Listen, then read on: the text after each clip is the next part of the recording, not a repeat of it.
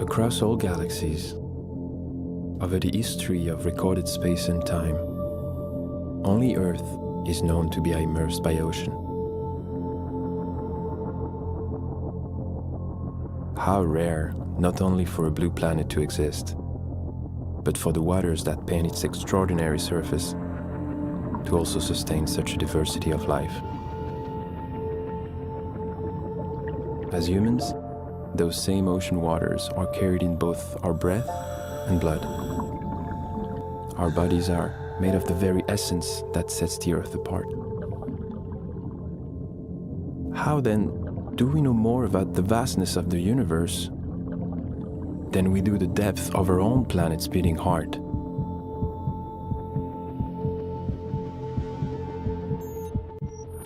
What worlds could exist beneath the surface? What damage have we done that we're yet to see? And how do we justify devastating what we're yet to discover?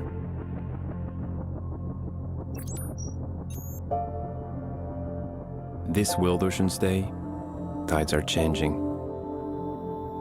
Join the United Nations and Oceanic Global as we explore how Earth is more than it may seem, and bring together decision makers, scientists, civil society, indigenous communities, youth activists, and more, to finally put the ocean first. Because we live on a blue planet, it is time we act like it.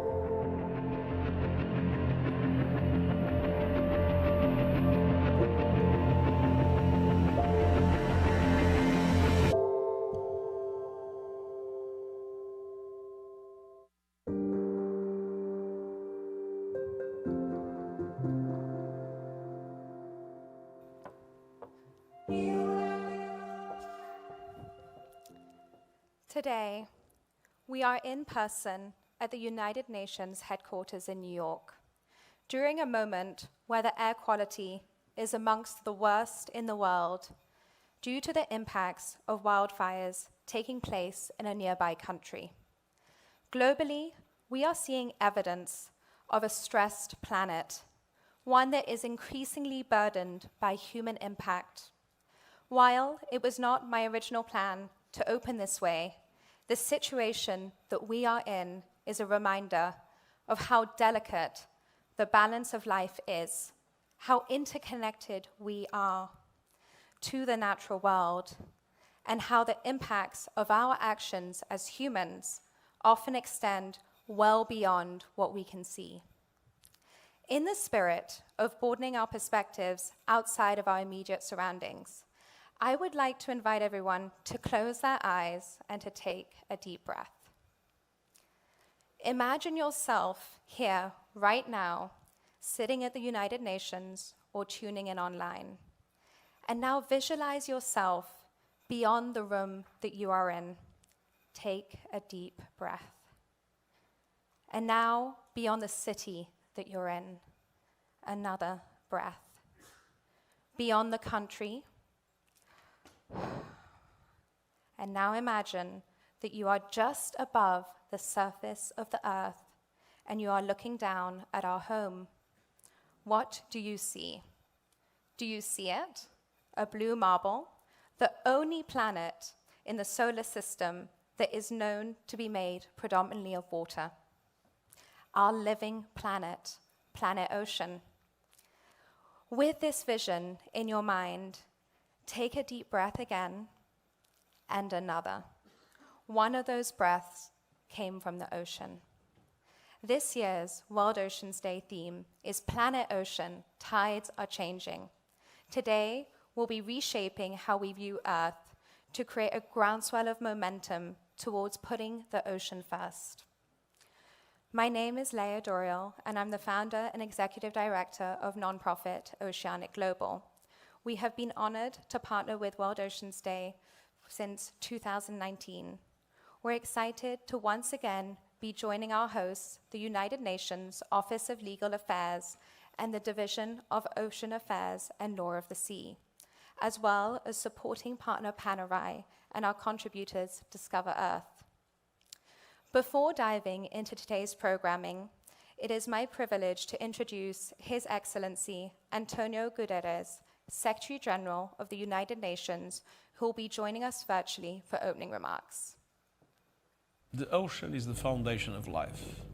It supplies the air we breathe and food we eat. It regulates our climate and weather. The ocean is our planet's greatest reservoir of biodiversity. Its resources sustain communities, prosperity, and human health around the world. Humanity counts on the ocean. But can the ocean count on us?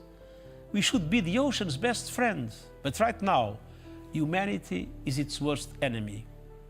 Human-induced climate change is heating our planet, disrupting weather patterns and ocean currents, and altering marine ecosystems and the species living there. Marine biodiversity is under attack from overfishing, overexploitation, and ocean acidification. Over 1/3 of fish stocks are being harvested at unsustainable levels, and we are polluting our coastal waters with chemicals, plastic, and human waste. But this year's World Oceans Day reminds us that the tides are changing. Last year, we adopted an ambitious global target to conserve and manage 30% of land and marine and coastal areas by 2030, as well as a landmark agreement on fisheries subsidies. At the UN Ocean Conference in Lisbon, the world agreed to push for more positive ocean action. A global, legally binding agreement to end plastic pollution is under negotiation. And in March, countries agreed to the historic High Seas Treaty on the conservation and sustainable use of marine biodiversity in areas beyond national jurisdiction. Realizing the great promise of these initiatives requires collective commitment. Sustainable Development Goal 14, to conserve and sustainably use the ocean's resources, hangs in the balance. This World Oceans Day, let's keep pushing for action. Today and every day, let's put the ocean first.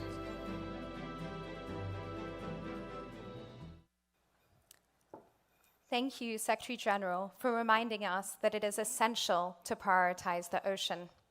Next, it is my distinct honor to introduce Mr. Serpa Suarez, Under Secretary General for Legal Affairs and the United Nations Legal Council.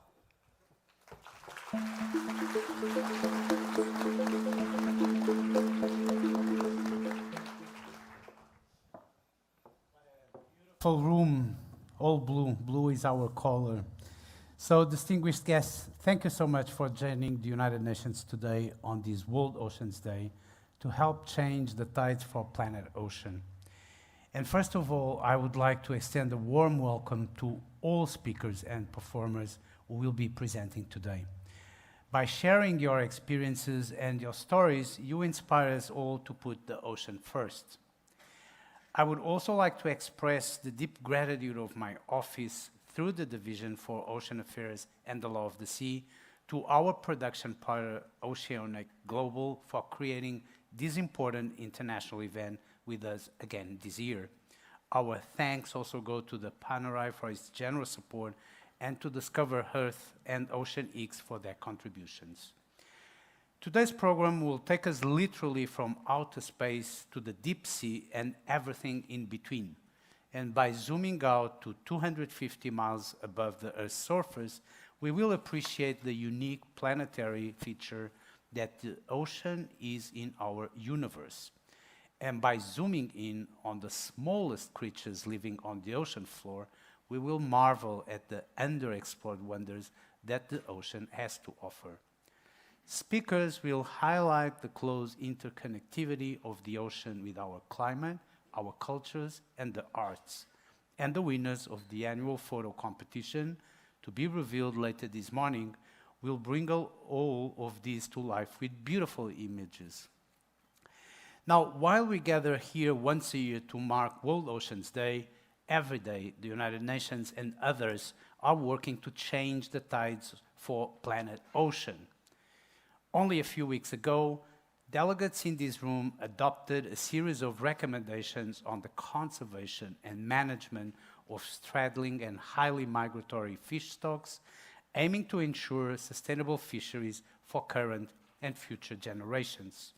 And this week, experts are briefing delegations on the challenges and opportunities of new maritime technologies and their possible contributions to sustainable development.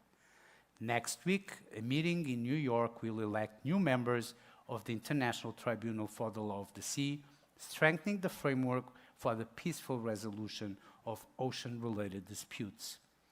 And later this month, delegations will resume deliberations on a new treaty on the conservation and sustainable use of marine biological diversity of areas beyond national jurisdiction. And that is with the aim of adopting a final text that will provide a governance framework for nearly 2/3 of the ocean surface. In closing, I would like to acknowledge all efforts that you are making to put the ocean first, including by organizing events and activities to mark this day here in New York City and worldwide through the Friends of World Oceans Day community and other initiatives. I'm delighted that the message of World Oceans Day is carried far and wide, including by the tall ship Amerigo Vespucci, which is setting sail from Genova on the 1st of July for a 2-year world tour. I wish her and all of you fair winds. Thank you.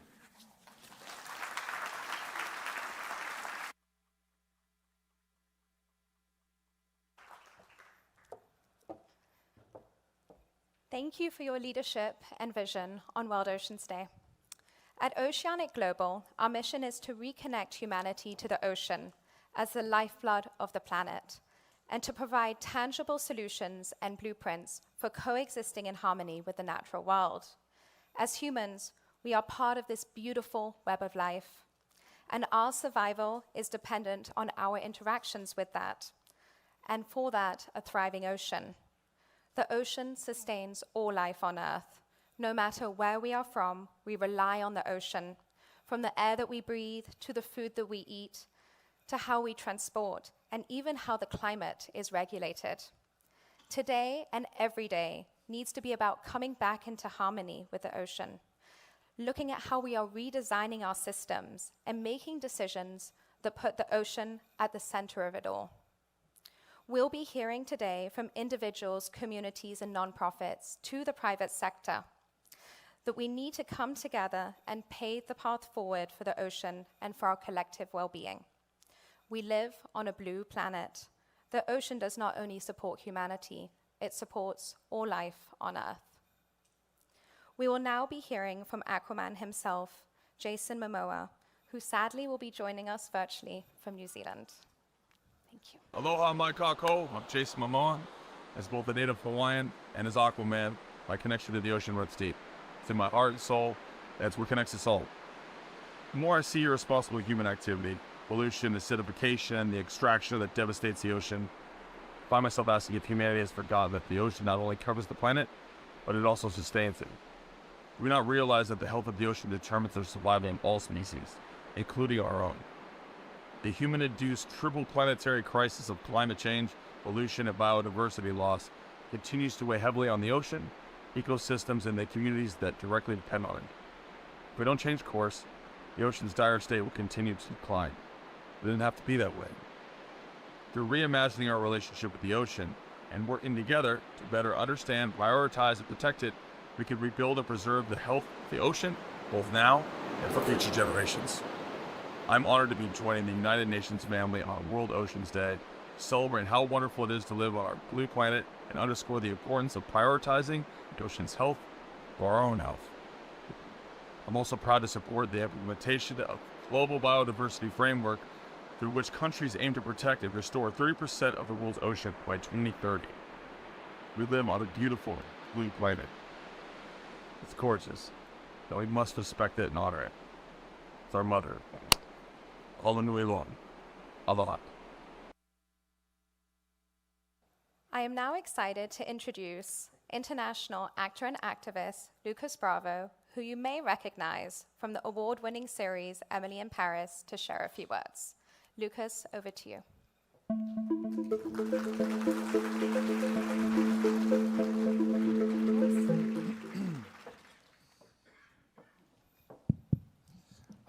I'd like to first send our thoughts and prayer to our friends in Canada and Quebec, Alberta, and Ottawa.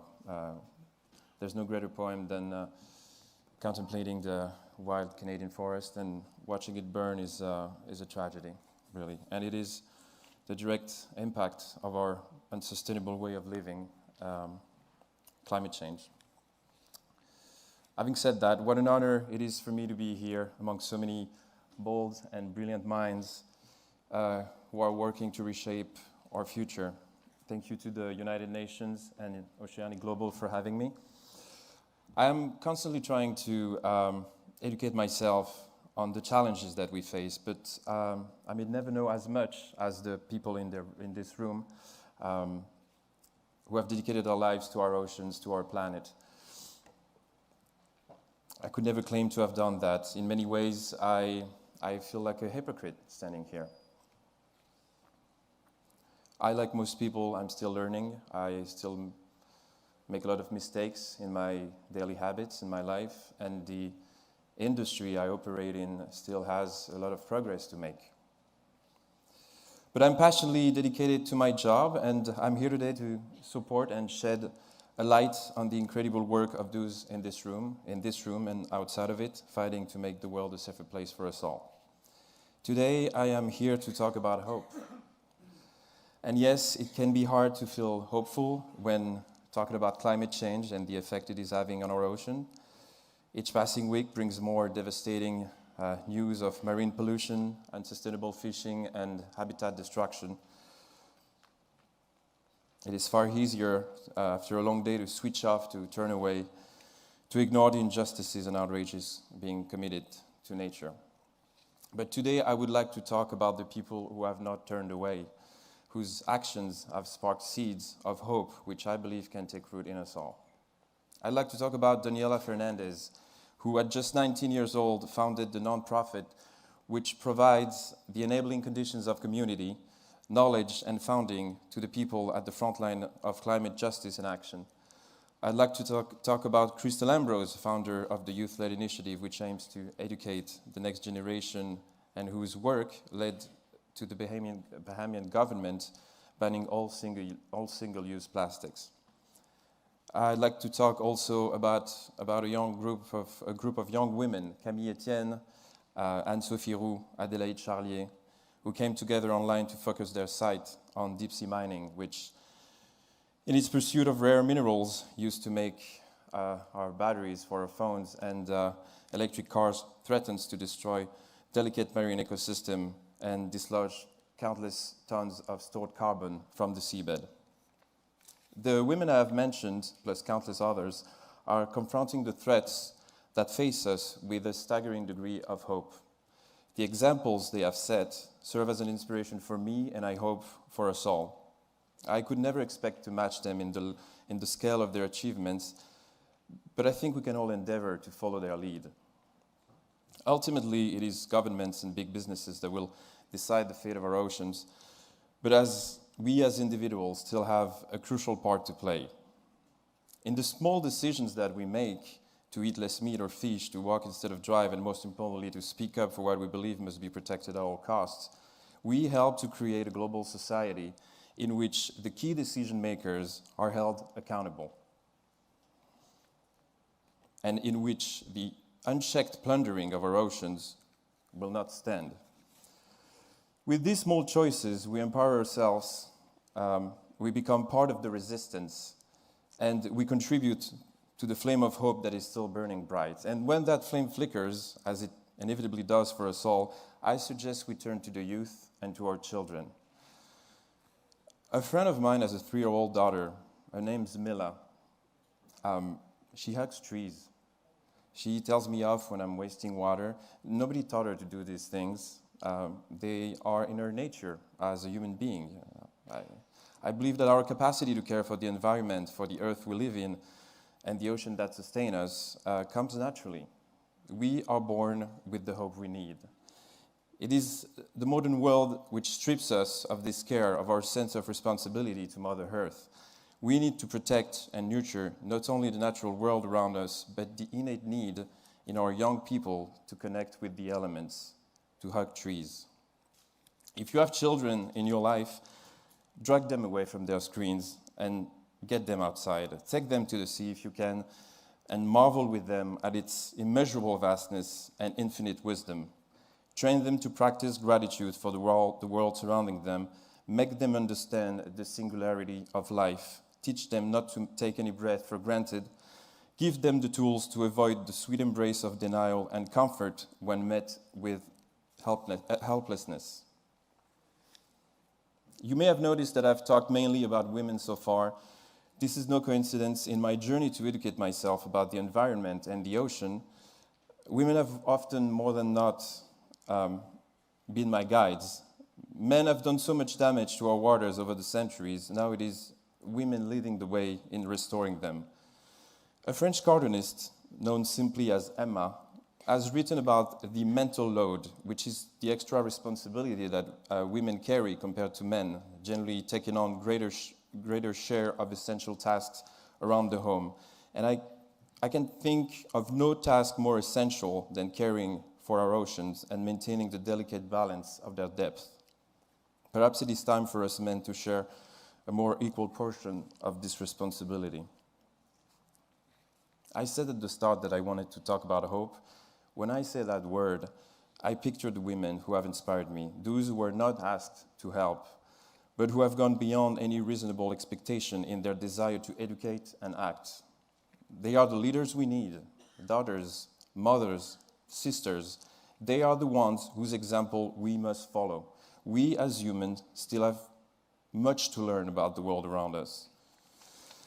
The deep sea, undisturbed for millennia, should be the site of respectful, light-footed discovery to protect its abundance and prevent humanity from further devastating what we're yet to understand. We will never stop wanting to explore the far-flung corners of our planet.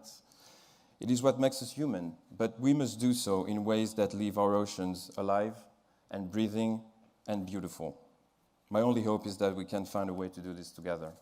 Thank you.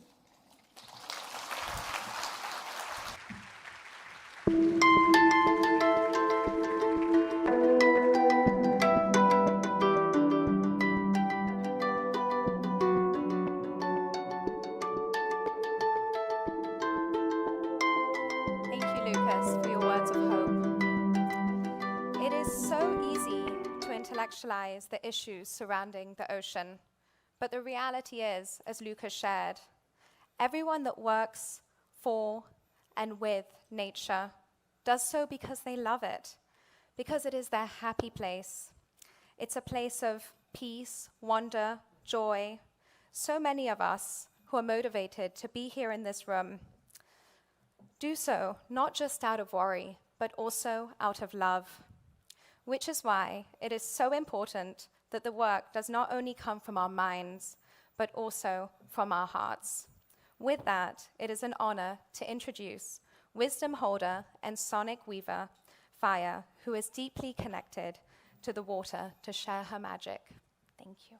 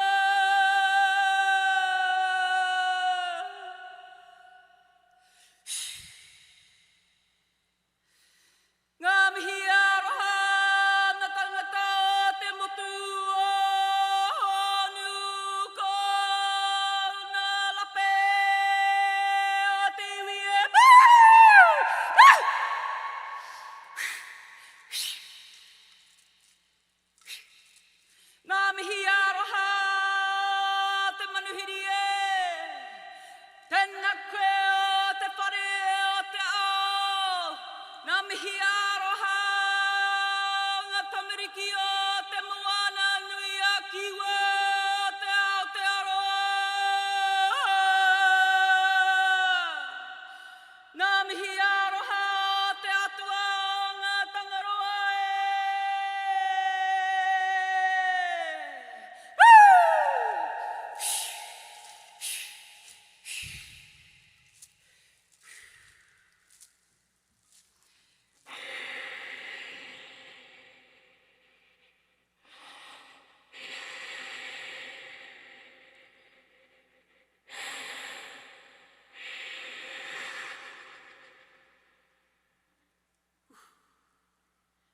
Kia ora, my beautiful family. Kia ora, my beautiful family. Aye. Kia ora to my global family, to those of you in the room and to those of you at home. I greet all of you as a Māori woman of Aotearoa, New Zealand.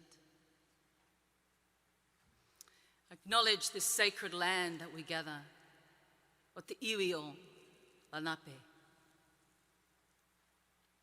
the people of Turtle Island, te Nakwe. Greet our beautiful Earth Mother. I stand here today as a mother. I stand here to bring the voice of our tipuna, of our ancient wisdom and ancestry into this space. Not your brain.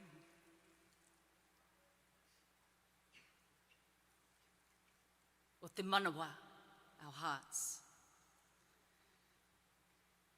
I stand here to bring the voice of our beautiful mother, Moana. I'm honored to share my beautiful taonga with you today, made of wood, bone, clay, and stone. The sounds of our oceanic family, our tohora, our beautiful whales, will sing with you today. Here to join us is my tohora niho, whale's tooth, kowowo flute. His name is Te Waitangi, and he's here to sing for all of us in hope that we remember to listen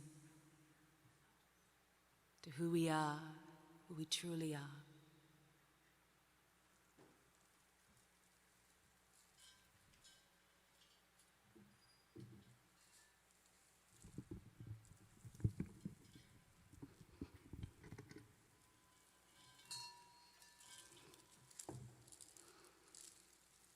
In honor of our sacred waters, here in this room and all around the world,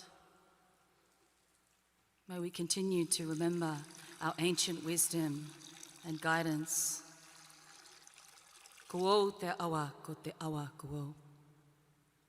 Ko te moana, ko moana, ko. I am the river and the sea.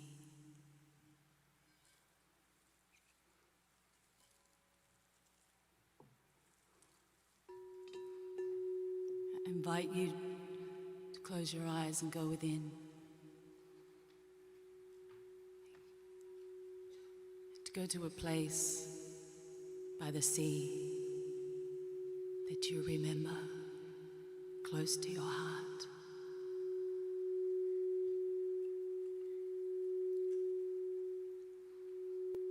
Feel your feet in the sand.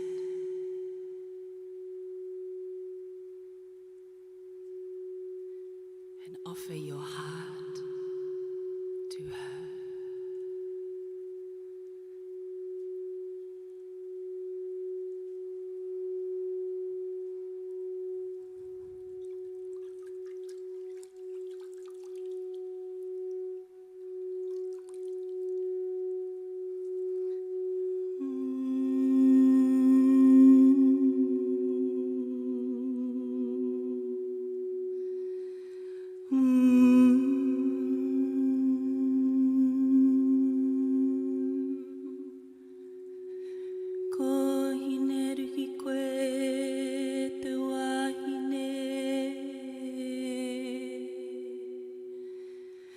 Nangai tu te taparai.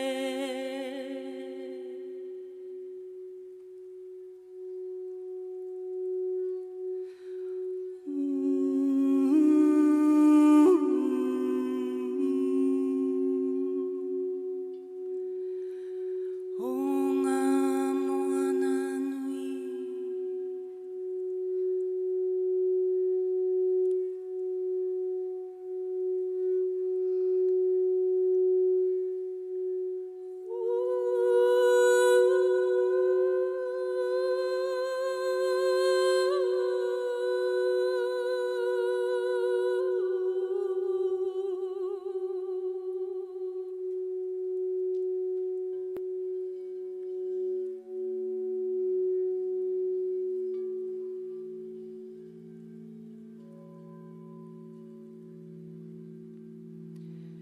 Whakakingenga,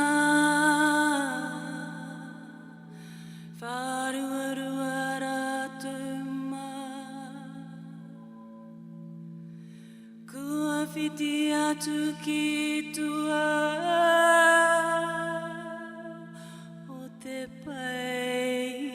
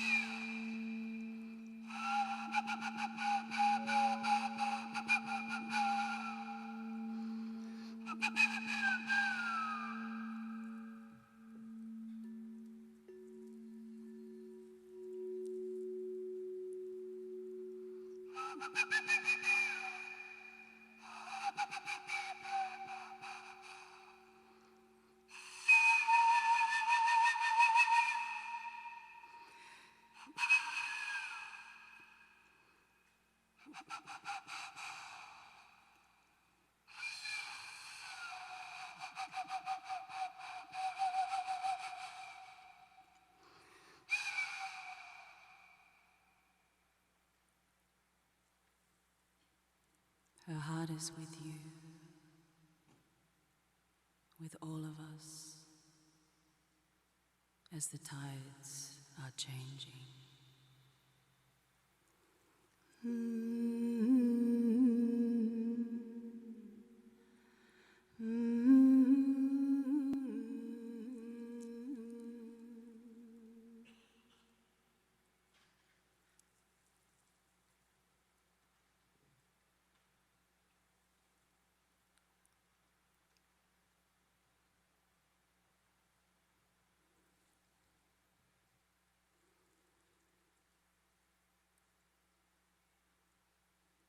May we remember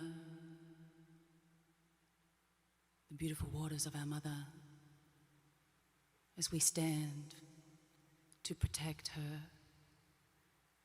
for us all. Ngā mihi aroha, my family. I'll see you by the sea.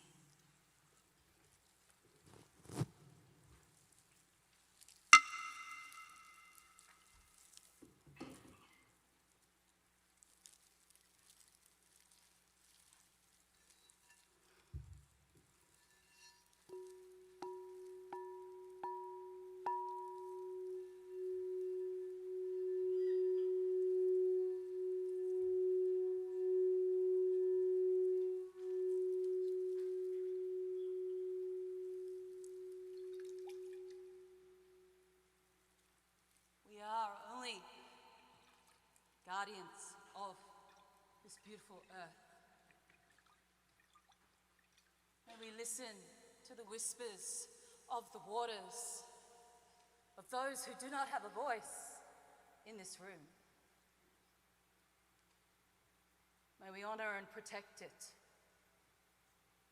as a humanity.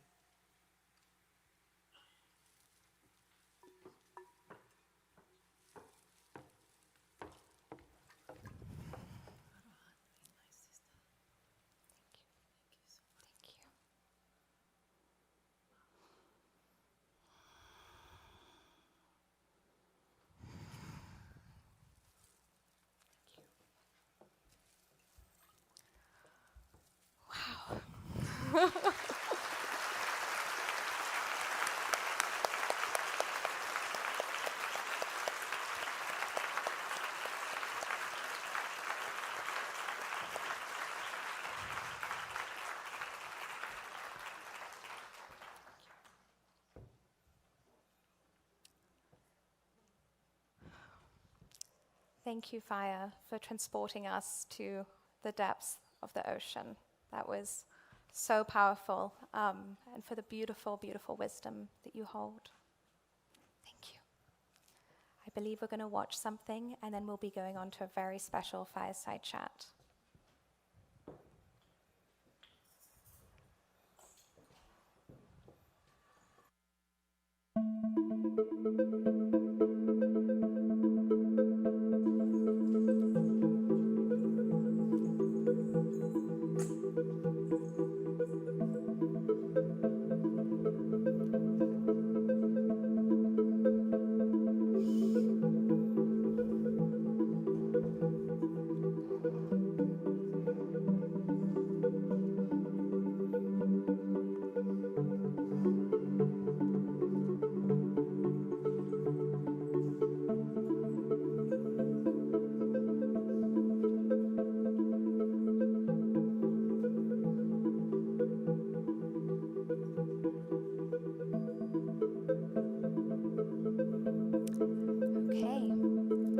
So up next, it is my pleasure to invite journalist and climate communicator Sophia Lee to moderate this conversation.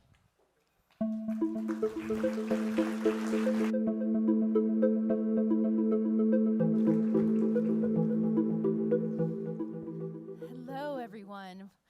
Woo. Thank you, Faya. That was so beautiful. I believe if the ocean can sing, she would sound very much like that. That was exactly what we needed to enter this next conversation, where we will explore the concept of connection in another regard. We're connecting the dots back to the ocean across all areas of life.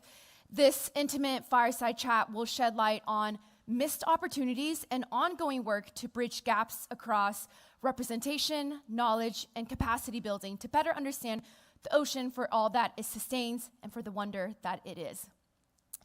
Please join me in welcoming to the stage two incredible ocean leaders. One, a scientist who holds many firsts. She is the first woman to become chief scientist of the U.S. National Oceanic Atmospheric Administration and Time Magazine's first hero of the planet, Dr. Sylvia Earle.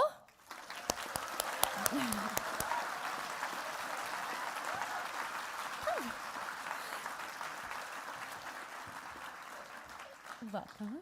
You're in the middle. The other, a renowned business leader, dedicated philanthropist, and game changer moving the needle on ocean awareness, Ocean X founder, Ray Dalio.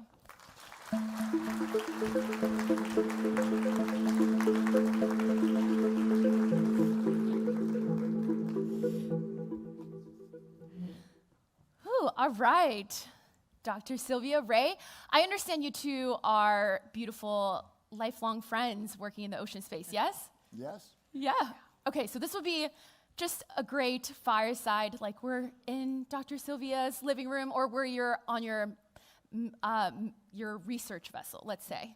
The fire is a little bit north of where we are right now. Yes, the fire is north of us. So thank you both for sharing just so much passion in the ocean space. I want to first start out by asking what, Dr. Sylvia, your personal ocean story is and how you became to love the wonder that is the ocean. I think my story is just beginning. Yes. Woo! There's so much more to discover and to put into action. More of that later. I want to hear from Ray. Okay. No. This is what Come on, Sylvia. This is what I know Sylvia it's always such a- does. It's such a great long story, but you can give us at least a little bit of All the right. tidbit. Well, I got knocked over by a wave when I was 3 years old, and the ocean got my attention. And I've had the urge to submerge ever since. What was your first memory with the ocean? Do you remember? Yeah, I mean, I could first hear the ocean. And then I don't know which came first, smelling the ocean or hearing it, but then I could see the ocean and finally touch the ocean.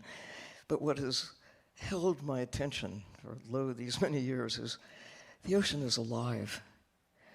It was on the New Jersey shore, these big horseshoe crabs that for literally hundreds of millions of years have been climbing out of the ocean and they're still here. But we have to take care lest on our watch they disappear.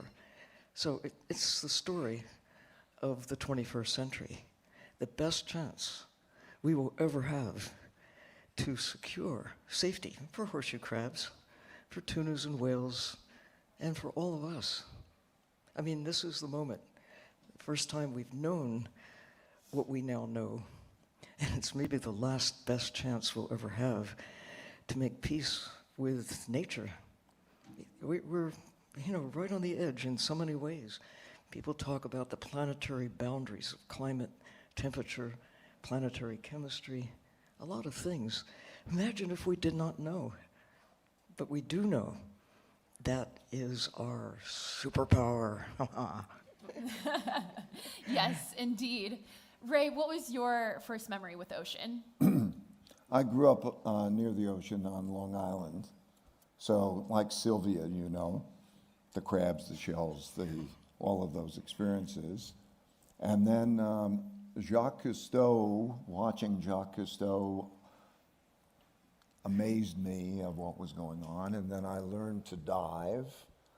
And then I was lucky enough to have experiences with ocean explorers. And the rest, it was impact. I got a sense of the excitement. I wanted to share the excitement. So it was pretty much a lifelong journey from being a little kid to having more and more immersion in the ocean. Amazing. And we'll dive deep into Ocean X in just a second. Seems like both for you, too, ocean was your first love.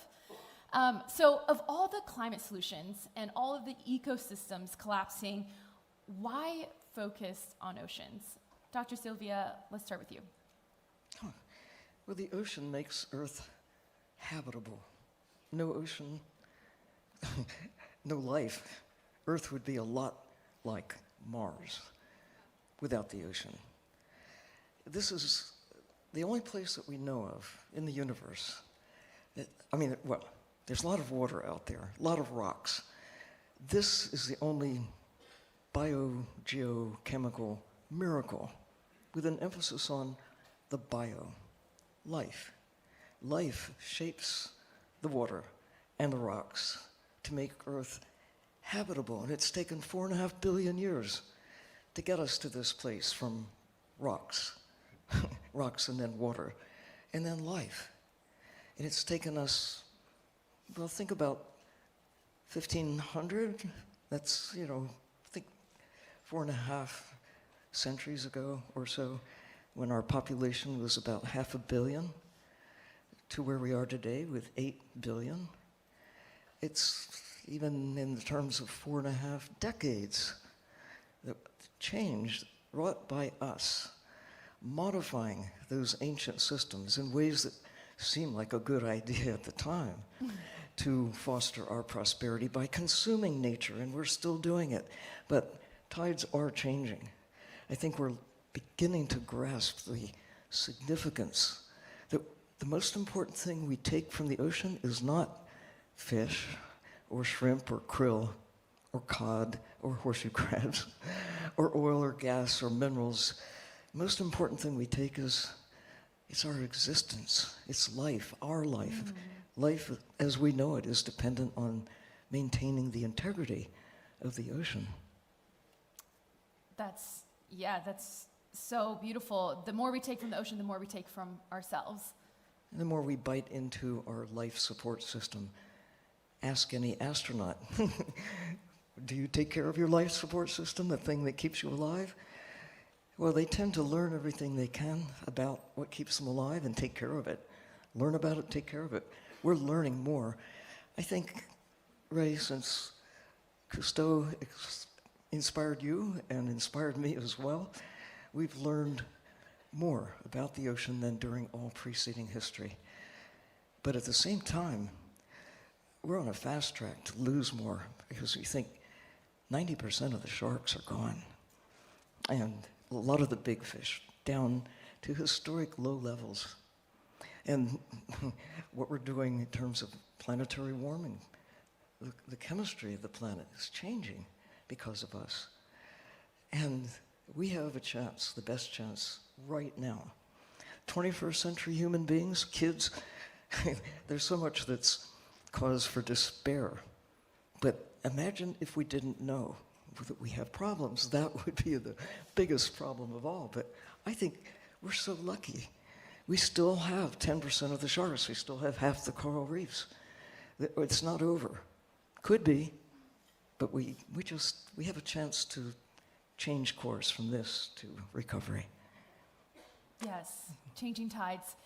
Ray, what was your personal motivation in prioritizing ocean, both in your personal life and in your work?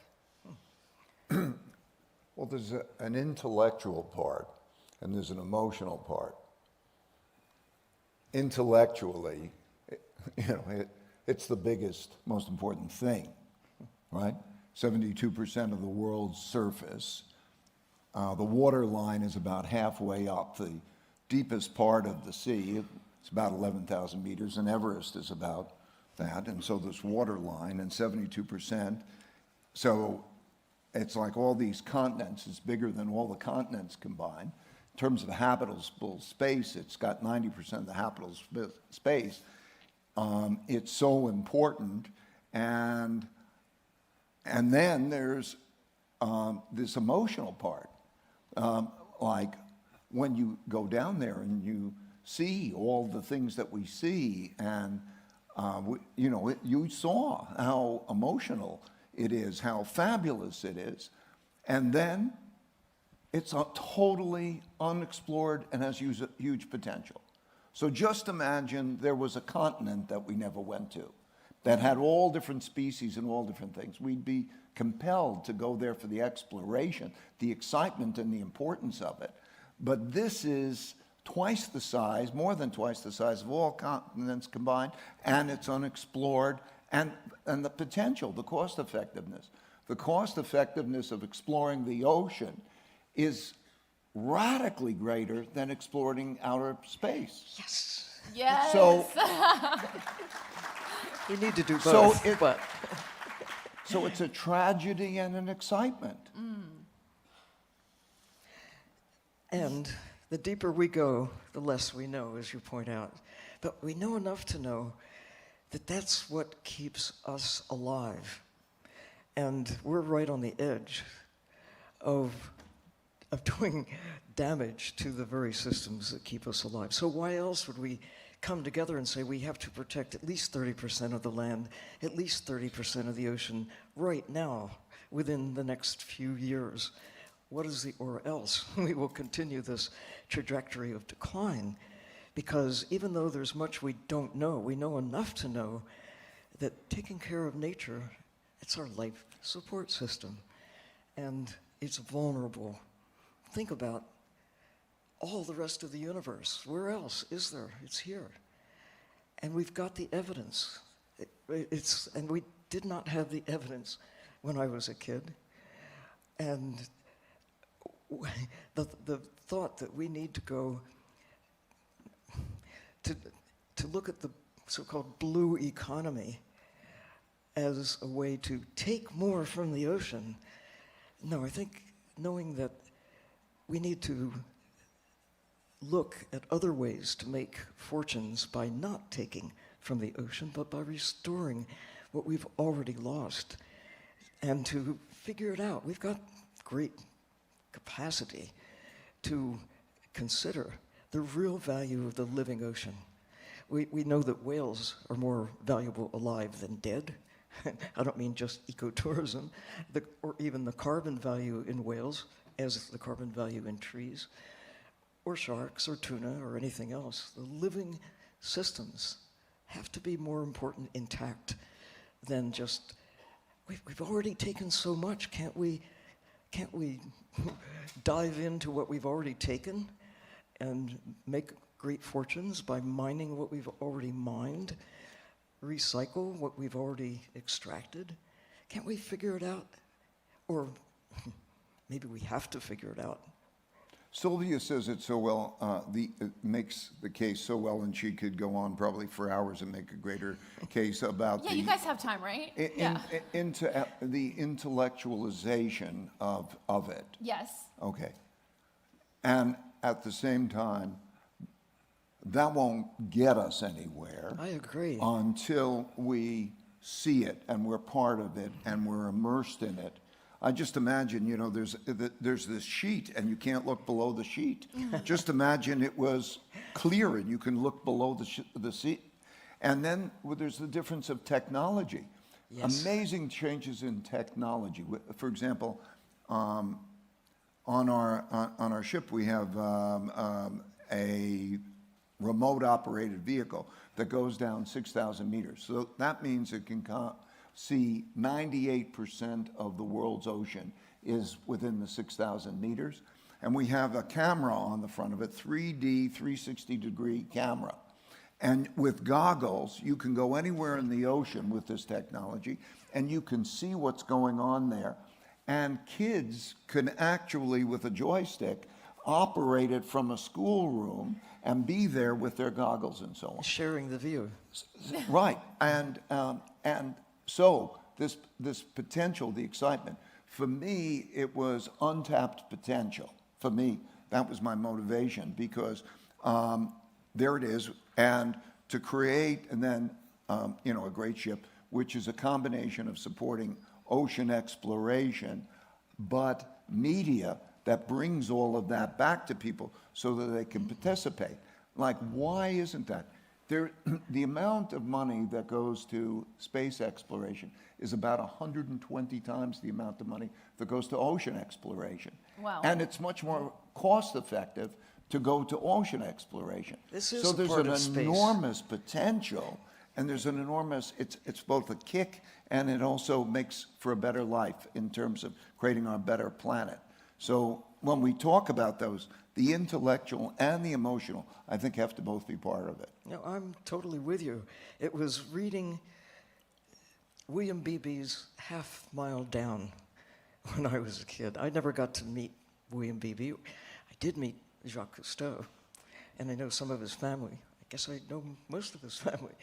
But the descriptions of going into the part of the ocean where sunlight does not shine, and that's only about 1,000 feet down, where most of life on Earth lives in the dark all of the time, illuminated by the flash, the sparkle, and the glow of bioluminescence. That just fired my imagination.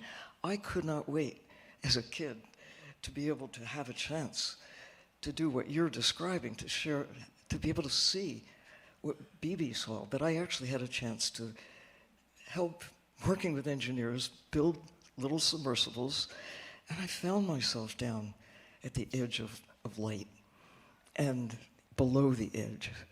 And I saw the sparkle and glow of bioluminescence.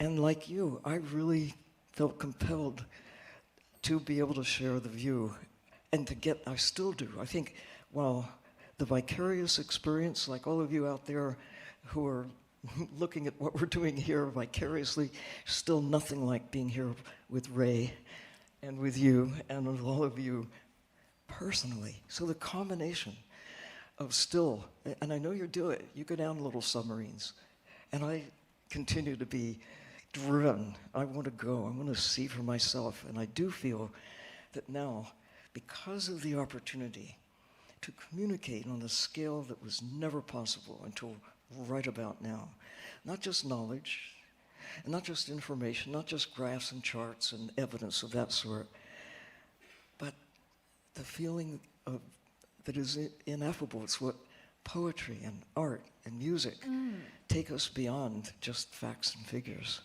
So ocean is art in itself. Oh, yeah. It's radical imagination. Honestly, you two don't even need me here. I'm like, why? You two can have this You're doing conversation. a great job. Why did But- you care about the ocean? Well, Dr. Sylvia, I want to backtrack a little bit. So just to give some people a perspective, in case, everyone here is an ocean ally, an ocean lover, but what is the biggest problem facing the ocean? Can we just nail that?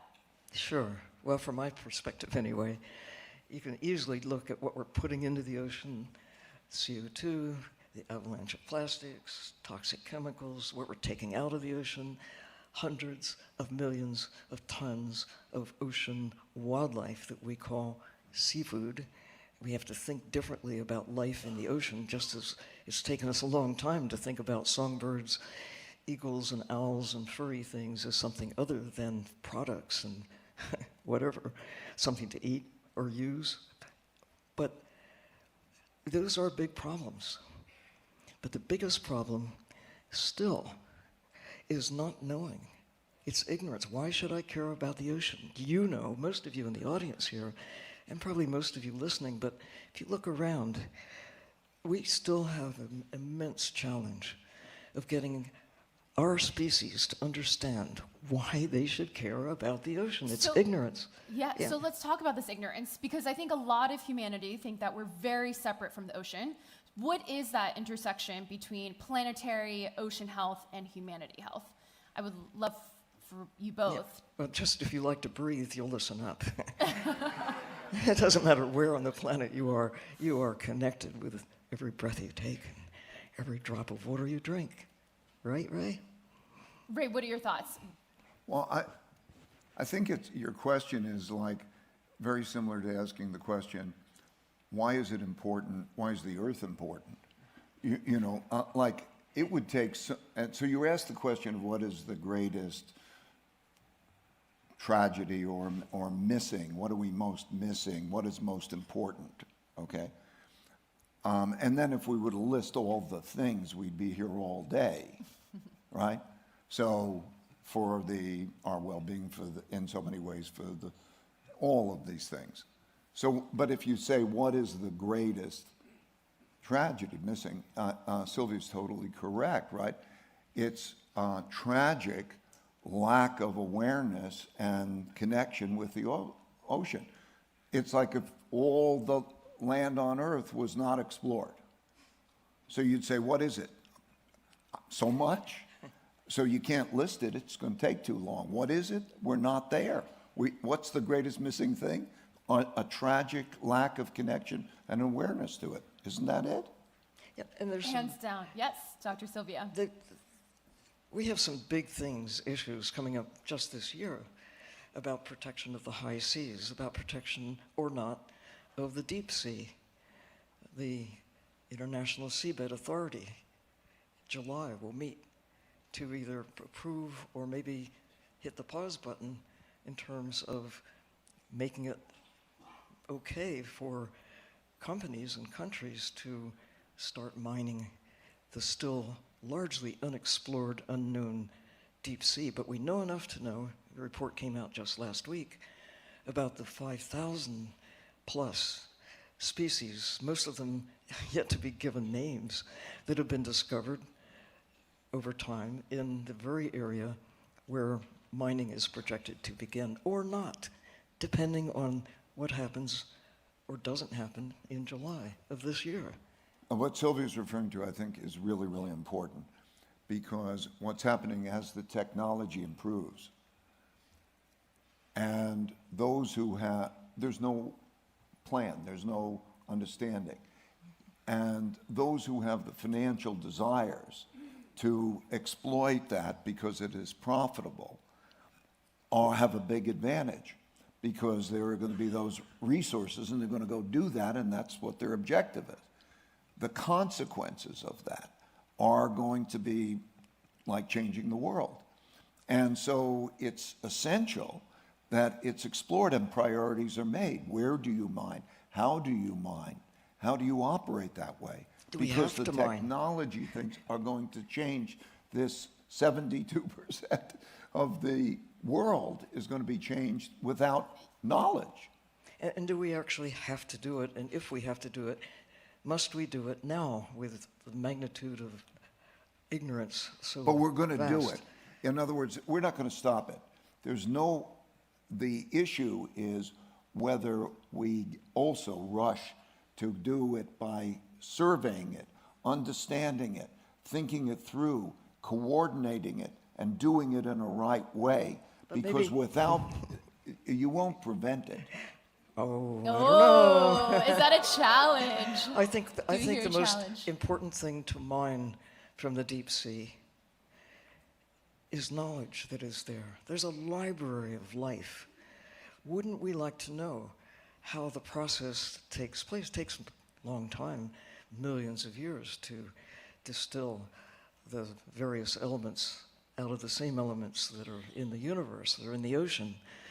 But to disproportionately, mostly from microbial action, it appears, around something organic like a shark's tooth, or a little bit of shell, or ear bone of a whale. That's where microbial action, drawing the minerals out of the ocean, a long, long time. Because all of these elements, cobalt, nickel, copper, manganese itself, whatever it is, tiny little bits in the ocean.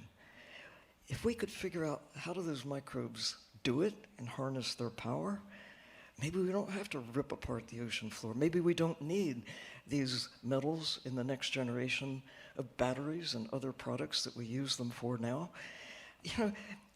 The idea that we need to mine the deep sea to power the green revolution, I think that's a great marketing ploy, but I don't know that it's real.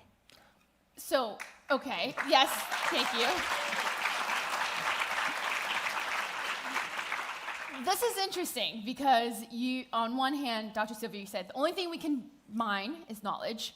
Ray, you believe it's inevitable. Of course. Look, I'm a practical guy, right? Well, We have a, may I just yes, please. explain? Please. There are forces, there are power, and how are we doing on the earth in terms of managing those things? What resources are handled how on the earth? Okay, you know that there's a battle between the economics of exploiting natural resources, and you know in cases you need natural resources. So we can't be against natural resources and we can't be against that. The only thing we can do is hopefully a better job than we're doing on land in terms of first understanding and planning. If we don't understand and plan and control, then you're not going to prevent it. It's like preventing destiny. So we could all be here naively saying, oh, don't do anything down there, okay? It ain't gonna work. Okay, so let's talk about, because this is very fascinating, Respectfully. these two different perspectives. No. What are some other barriers and challenges in advocating for the interest in the ocean, whether or not I'm beyond sorry? mining? What are some of the biggest barriers and challenges in making sure there are plans and cross-sectoral collaboration and making sure that the ocean is protected? Different self-interests. In other words, the profit motive, how that contrasts with the total ecological well-being. There are different interests. There's selfishness. Look at the illegal fishing and so on. It's a contrast between not taking care of the whole, right? There's not a good contingency or a good plan for taking care of the whole. We don't have the penalties, for example, for pollution. They're not the economic penalties for what we're doing to ourselves. So that it's self-interest to make profit at the expense of maybe the greater whole. And then there's governance. We work in places where we see this all the time. Illegal fishing, for example. Just the corruption element, literally in places where there's laws and how that works in terms of enforcement. These are the realities I'm talking about. I'm not being theoretical. I encounter it all the time. So I just want to confirm, you fundamentally believe we can work with ocean in a way where it's not solely for profit? You must deal with an understanding. Now, maybe it's too much to ask. I mean, with the world that we're living in where there is corruption, there is exploitation. I mean, just think about enforcing illegal fishing. You know, I mean, there are laws and there are rules and so on. Think about how challenging it is. So you do the best you can. There's the United Nations here, okay? So as we think about how does governance work? How does governance work? What is a plan? What are the choices that are made? That is our only hope. But Dr. Sylvia? Identifying the problems is halfway toward solving them. If we didn't know about illegal and legal fishing that reinforces taking more than can be replenished on a, quote, sustainable basis. Giving a different value to nature is one of our biggest challenges. What is a tree alive worth versus a tree dead? You can turn it into board feet of lumber. You can build stuff out of a dead tree. But we're beginning, I mean, like right now, big conversations about nature, valuing nature, putting it on the balance sheet, and thinking about the International Monetary Fund's study of the value of whales, the carbon value. We have, you know, the world that existed when most of the laws that we currently live by, that world doesn't exist anymore. We've experienced the greatest time of change in the planetary processes in my lifetime, in yours. Even if you're 10 years old, you've been seeing a shift in the degradation of Earth, nature, in ways that threaten, most of all, our continued existence. So that needs to be on the balance sheet. And for mining, why don't we mine what has already been mined as a great source of whatever we think we need? And I'm so encouraged by new technologies that are moving away from these rare earths, that unobtainium in the deep sea. Come on. It's a poor business model to build a society that requires materials that are hard to get to and cause great damage to obtain. If we're as smart as half as smart as we think we are, we need to think, how do we take what we've already taken and put it to better use, and figure out how do we feed ourselves? Big source of carbon, you know, and about half the land transformed just to feed our current 8 billion people. We've got to do better with what we've got rather than eroding more of the land. And 97% of the ocean is currently without, you know, reasonable protection, highly or fully protected. 3% of the ocean. It means 97% of our life support system is kind of up for grabs. We can do better than that. I think that's where great fortunes are to be made, where we need to think differently about what the priorities are. Shouldn't number one priority be, first, we have to breathe, we have to have a planet that works in our favor, and then we can do whatever it is we do with things that make us human? Dr. Sylvia, I'm so sorry. We need a full day for these two, right? I have someone right here telling me that time's up. So can we do one last question? because I'm so sorry to interrupt. Oh, no. Just trying to, can we do one last question? Because I know that we have a beautiful programming for Yep. the day ahead. One last question. Dr. Sylvia Ray, I know that you do transcendental meditation, and spiritual practice is a big part of it. So what's a part that connects you? We talked about the intellectual and the emotional connection to the ocean. What are some spiritual practices or ways that you personally allow yourself to be more connected to the great wonder that is the ocean? Ray? Your exploration. Ray? Well, I think, as you said, I think for me, meditation has given me a certain sense of spirituality. I was speaking with the Dalai Lama, and we were also talking about prayer, and in various ways, the idea of a mantra and so on sort of raises one above one's own existence, one's own life, to see the arc of life and see the totality. And that's what I mean by spirituality, the connection to that whole. That is played a role. And then being in nature and seeing it controls me almost. It affects me in a very deep emotional way. And so I feel this when I'm the connectedness to it.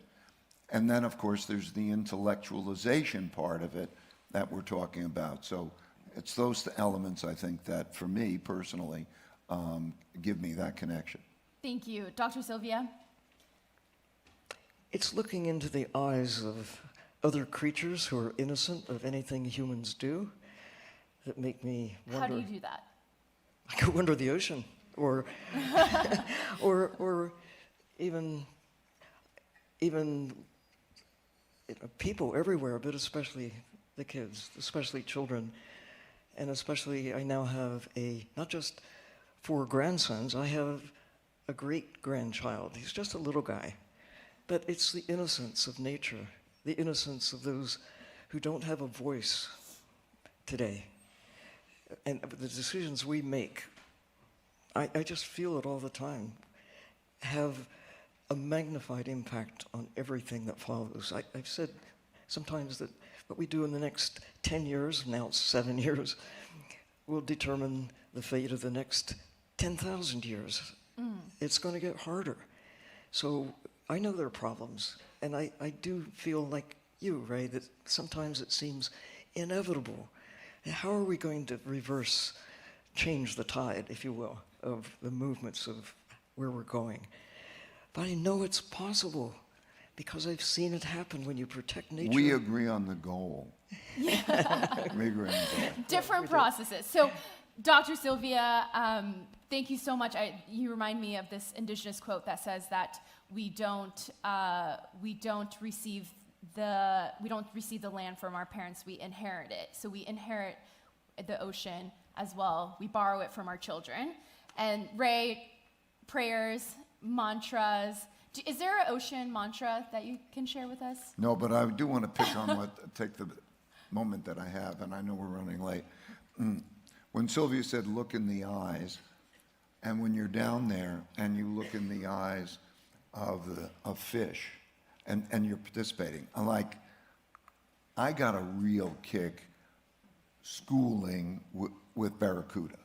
In other words, literally, they're schooling, and I wonder how they're schooling, and I go right in the middle of this schooling, and I'm schooling with them, and I look over at them, and they're looking over at me, and I'm having that kind of an experience. When you have experiences like that, and you look in the eyes, wow, that's something. That is connectivity. Yes. That Yes. is sort Yes, of a spirituality. beautiful. Okay, so because, maybe today you can't look a barracuda in the eyes, that's not possible, we challenge you to look a fellow participant, someone next to you, in the eyes, even for 30 seconds. I think that will bring just as much connectivity as a deep sea dive. Thank you, Dr. Sylvia, Ray, thank you both so much.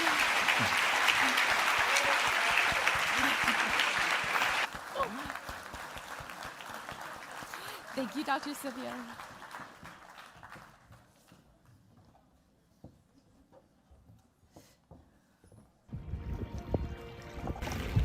Hi, I'm Ray Dalio. I'm the founder of OceanX. My name is Sonia Lee, and I'm a filmmaker and a science communicator. My name is Bodhi Patil, and I'm an ocean climate solutionist. My name is Fabien Cousteau, third generation ocean explorer. I'm Chef Namai of restaurant L'Effervescence in Tokyo. I'm Ryan from Ryan's Recycling and Project 3R. My name is Meg. I'm an octopus scientist. My name is Andrea Diaconou, and it's time. It's time. It's time. It's time to put the ocean first. Y hoy es el Día Mundial de los Océanos. I want to talk to you about my ocean first. The first time I understood how important our relationship to the ocean is and how much is at stake was probably when I was 4 years old, diving on the beautiful reefs of Bali, Indonesia with my father. I've been doing beach cleanups and supporting marine mammal rescue since I was just 4 years old, and I want my kids and grandkids to have the same opportunity I have to see these amazing animals. After my 4th birthday, I went on my first open water dive with my family. For the very first time, I was introduced to this magical kelp forest. And that's when I fell in love with the ocean. It gives us most of the oxygen we breathe and a lot of happiness. As a chef, my relationship with the ocean is at the heart of my culinary passion. The ocean provides us with an abundance of ingredients. We've been creating dishes that appreciate the beauty and bounty the nation has to offer.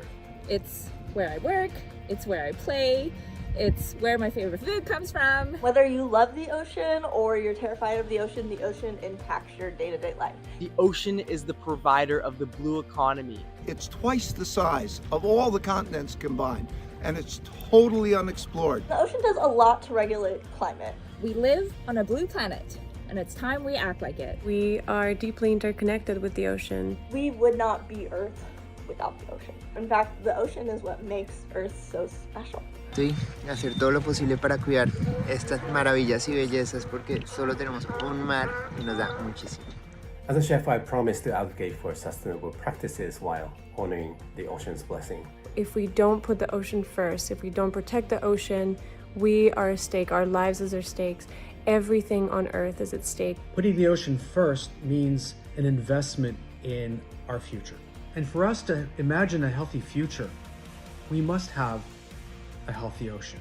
If you listen to the voice of the ocean and the many coastal First Nations and indigenous peoples who have stewarded it, you'll know that she carries a strong message. I hope you share your ocean first story.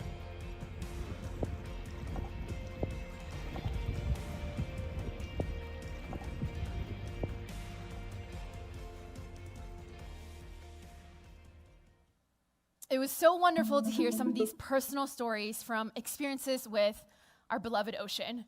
We now turn our gaze up to the stars, to the other global commons that surround us, outer space, for a special World Oceans Day message from the International Space Station.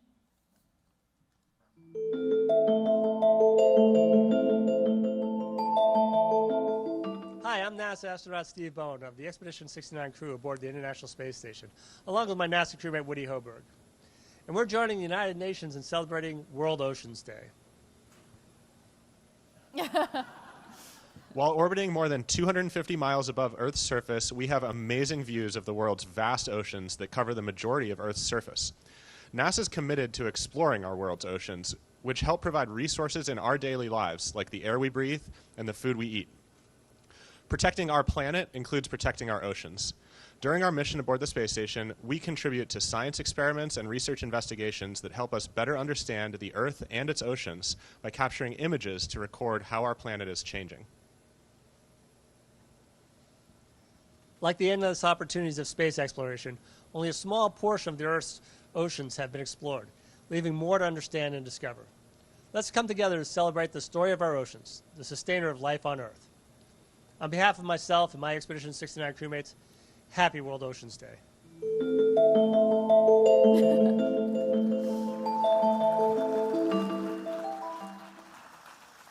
Thank you so much to astronauts Steve Bowen, Woody Hoberg, and our friends at NASA for highlighting the close interconnection between the ocean and outer space and the role that space technology plays in protecting our ocean.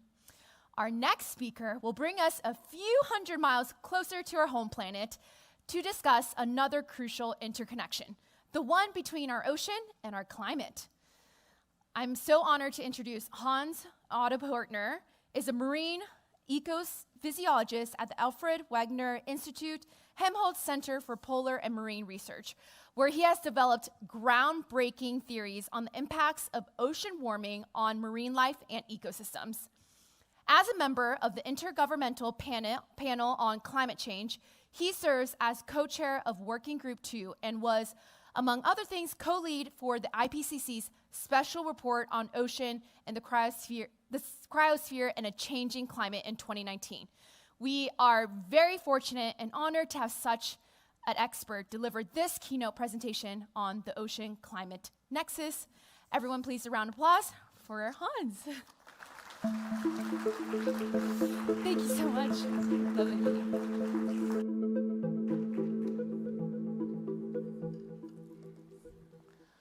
Yeah, thanks a lot. Thanks a lot for this warm welcome, and thanks a lot for the opportunity to be here and talk to you about our findings with respect to climate and ocean. And it's a challenge. We've heard about hope. We've heard about the spiritual meaning of the ocean. But we've also, during the last panel, heard a little bit about the skepticism involved. And I think it's well justified. Because if there's hope, this hope needs to be realistic. And there's only a few years ahead of us where we will be learning whether our hope is realistic.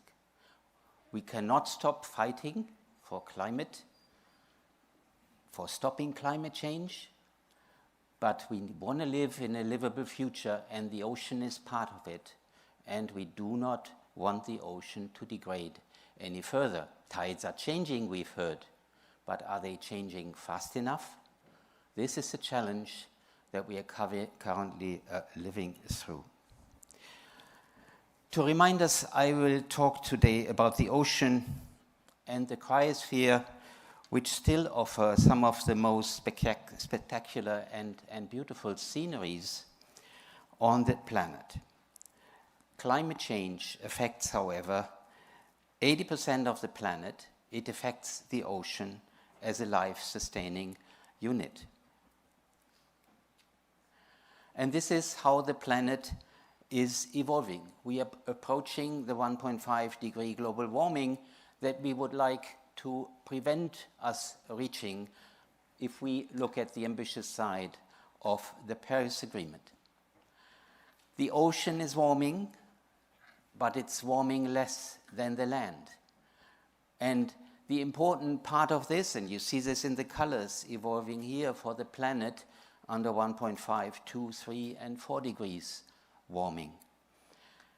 The reason is the ocean takes up more than 90% of the heat that the planet takes up. It has a huge capacity for heat, much better and much higher than the atmosphere.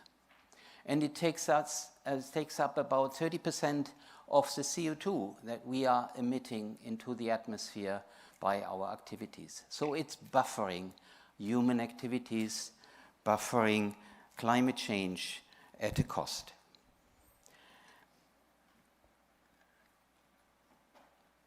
If we put what is happening in the context of our life expectancy, this is the picture we have here. You see that somebody who is born today will witness the changes that we are eliciting by the end of the century. And you see, based on this famous figure of the stripes, which shows how temperature and its variability have been evolving until now and will be evolving in the future. But this depends on our decisions now. What we do now defines the future of humankind and the planet. And the ocean is part of it. And here on this graphic, you see some challenges that are evolving. The ocean is warming because it's buffering the climate, and we even talk about marine heat waves now because we see how these heat waves are challenging marine life. The CO2 taken up by the ocean is causing acidification. The measure of acidity, pH, is declining, and it's a challenge for species that are building calcium carbonate shells or calcium carbonate ecosystems like the coral reefs. And then the warming ocean is losing oxygen, especially in those places where there are water layers on top of each other, where the ocean is stratified and the stratification is increasing. But then also there's one aspect to be considered that relates to the cryosphere. The ocean will take up all the water that is being lost from the cryosphere, from the glaciers, from the ice shelves, and it is also losing in the polar areas its coverage with sea ice.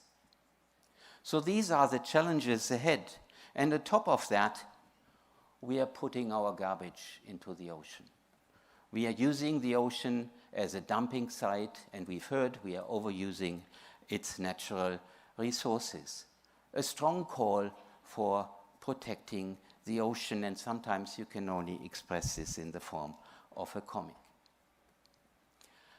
The ocean is part of global crises. Climate change, biodiversity loss is part of our injustice and inequity in society. There is an uneven distribution of ocean resources, and there is pollution. And if we put that in relation to the challenging pandemic that we've just survived, then these challenges ahead of us have a different dimension and call it even more for action. And let's look at how oceans and marine life are being affected with a focus on climate change.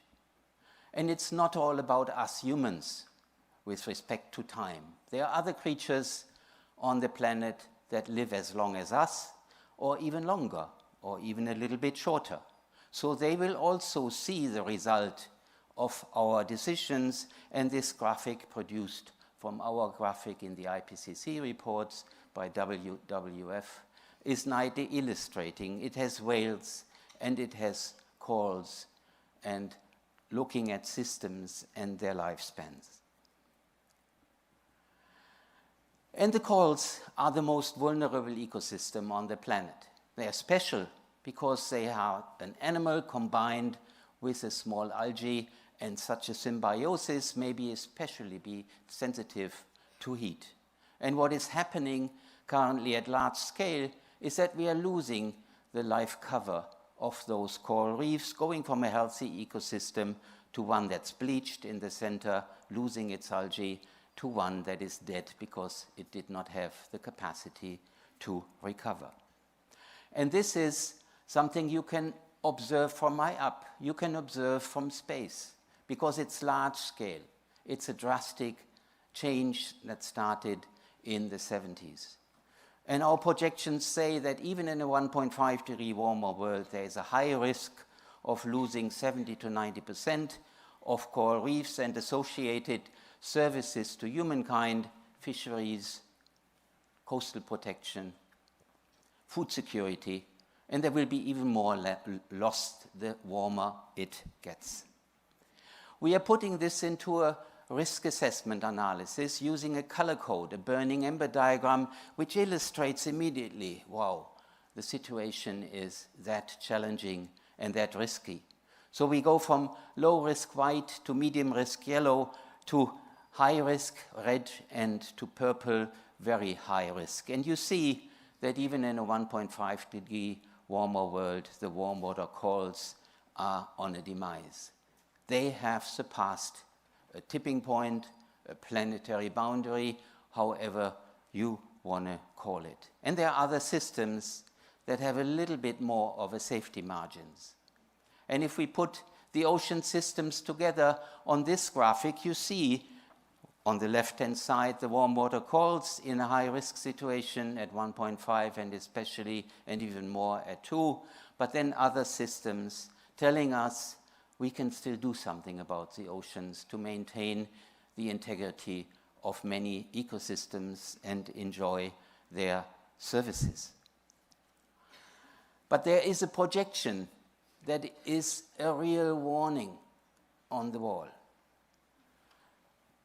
In the tropics, the warming trend goes beyond the temperature threshold of tolerance for especially animals as the most complex or some of the most complex organisms on the planet. What you see here, depending on the degree of warming from a report we just released in March of this year, that there are spots on the planet, on land and in the ocean, where environmental conditions go beyond what organisms can adapt to. These environmental conditions are dangerous. This indicates that these organisms are reaching their evolutionary limits and indicate a loss of habitat. This should call for ambitious action, for stopping climate change at 1.5 to the utmost possible with whatever it takes. And the same is true for humans. We also live in an animal's niche, a mammalion's niche, because what I've said is valid on land and in the ocean. It's valid for all animal creatures, including us. We will also, according to that, lose resources in the tropics, in the low latitudes. Fisheries results will be declining, and this will hurt especially developing countries that rely on small-scale artisanal fisheries, and you see the brownish-reddish colors indicating a loss of fisheries result at the bottom, in the center of the planet, less at 1.5 and even more at +4 degrees global warming. But it's not just about the tropics, it's also about the poles. We see risks evolving there, associated with the drastic change in ecosystem structure. In the Arctic, especially sea ice ecosystems are collapsing. We are approaching conditions where we have an ice-free Arctic in the summer. Bird life in the Arctic is challenged, as well as in the Antarctic, already at 1.5. And that is what we are getting there. There will be, during the next 5 years, we are hearing from WMO, one of these years will go beyond 1.5 degrees global warming with a relatively high likelihood. So it's high time to act. Another challenge that we should be aware, and especially here on the North American East Coast, people should be concerned about, and that is sea level rise. Depending on the degree of warming, indicated here by the reddish and the bluish lines, either keeping warming at 1.5, the bluish line, or letting it go, which is a little bit the current situation still. Warming of the water causes expansion and contributes to an increase in sea level. And then we are losing the ice masses of the planet, the ice shelves, the glaciers. And each of these processes on Greenland, in the Antarctic, and in the mountains is contributing to sea level rise. And these projections come together to these numbers that you see here. If we keep global warming to 1.5, we may be able to keep sea level rise to below 1 meter. If we let it go beyond, there will be several meters of sea level rise by 2300, and it's going beyond 1 meter already by 2100. And this is unstoppable. It's irreversible. It depends on the degree of global warming. We cannot refreeze the planet and put it all back in place. And there's uncertainty. There could be a contribution of the Antarctic to 13 meters of sea level rise by 2300 if we let climate change go beyond 1.5 degrees and even more. This is, I think, should be the strongest direct warning that you can imagine as it relates to the ocean. But the ocean also has extreme events. It has storm events. It has floods. And for centuries, humans know about the challenge associated with these extreme events, as you see from this Japanese painting here. And this means If these extremes are being put on top of sea level rise, storm surges that are challenging the coast, challenging the small islands, will become more frequent because they are building on a higher sea level. And the intensity of storms will be increasing, threatening 1 billion people by 2050 in low-lying coastal cities and small islands annually.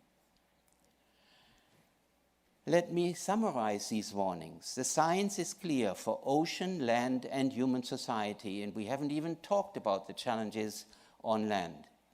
Any further delay in concerted global action on adaptation and mitigation will miss a brief and rapidly closing time window of opportunity to secure a livable future for all.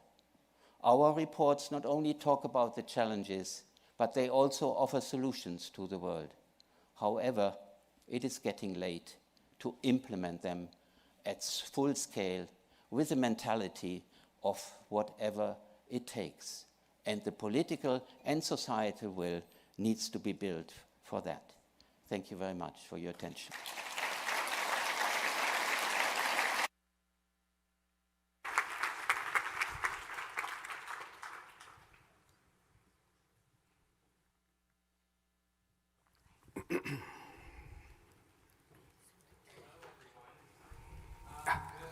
Afternoon.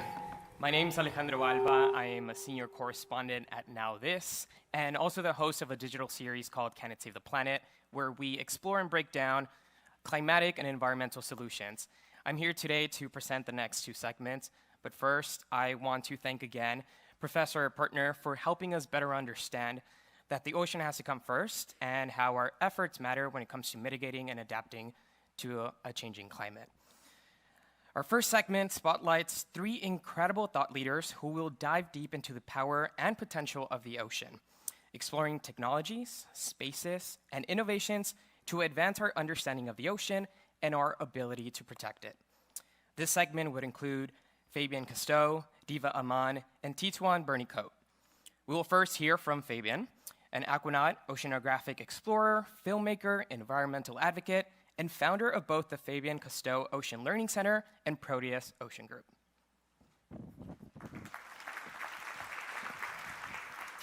Sorry.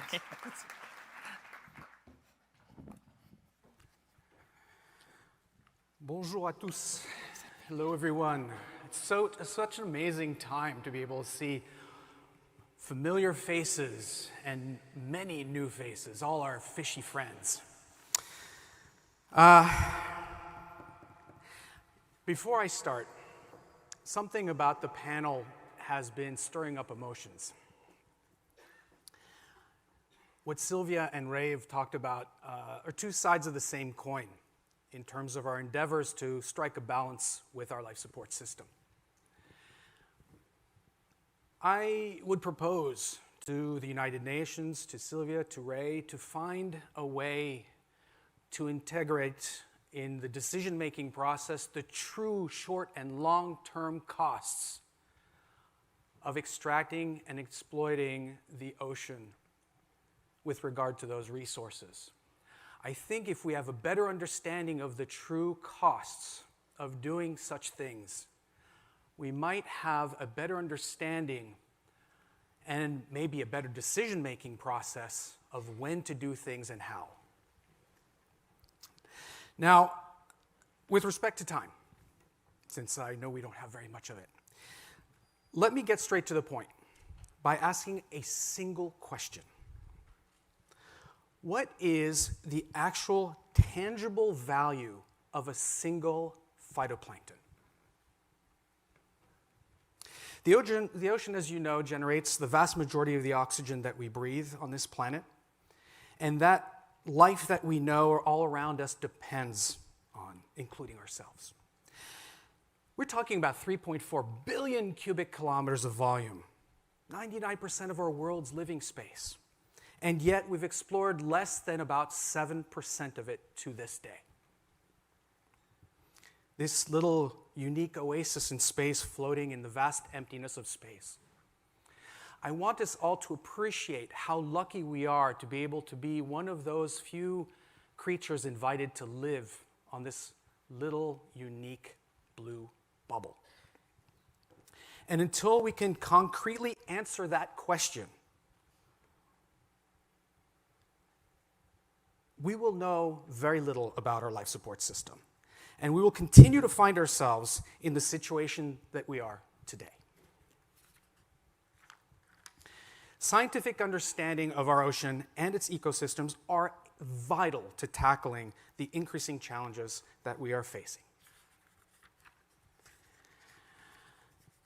I was inspired not too long ago by my good friend Sylvia and my ancestors, and a real insatiable curiosity for living under the sea. And I had the unbelievable blessing to be able to lead a group to live 31 days on the ocean floor and to leverage technologies that played a vital role in my team's discovery and research. The new science, the new tech that we were able to test, and the public outreach, to Ray's earlier point, were vital in proving a theory that the ocean has enormous value, and more importantly maybe, that the world still cares and wants to learn more. Today, we need new thinking and fresh approaches to using this science, technology, and innovation. Now, galvanized by digitization, by the transformation of ocean research and innovation, this stuff is accelerating in unbelievable ways, as you've probably seen in the news recently. New collaborative mechanisms are gaining ground in many parts of the world, and this disruptive digital technology is increasing the features in commercial and scientific applications. And this is where the slippery slope begins. Today, I'd like to share just a few key examples of some of the latest innovations in ocean, things that may be able to benefit the cause that we're talking about today, living in symbiotic relationship with our planet. A networked ocean will create individual vehicles and instruments and provide real-time information about what's happening in the ocean, much like the National Weather Service. Imagine, for example, that we'd be able to predict weather patterns not just days in advance, but weeks and possibly months ahead, with the ability to better mitigate the impact of storm damage and on infrastructure and, most importantly, human life. How much would that be worth? Probably priceless. Having a finger on the pulse of ocean has fundamental impacts to each and every one of us, whether we live on the shoreline or 1,000 miles away.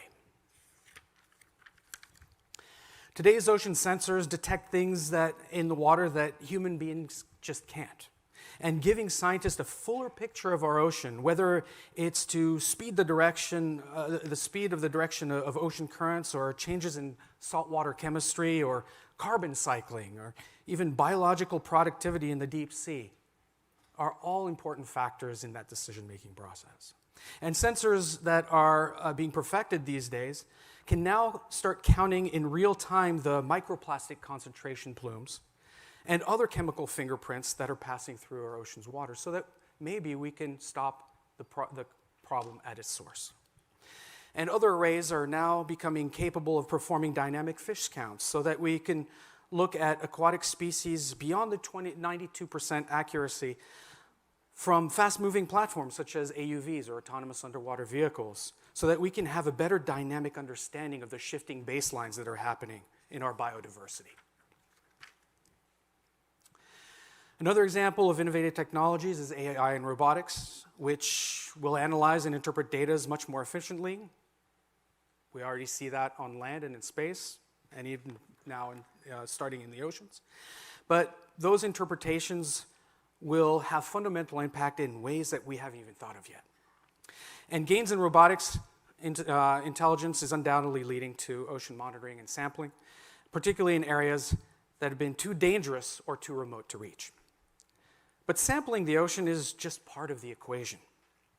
In order to make accurate predictions of long-term changes, ocean scientists will need to rely on a completely different set of technologies that will be deployed from well below the surface, which require a human-ocean interface.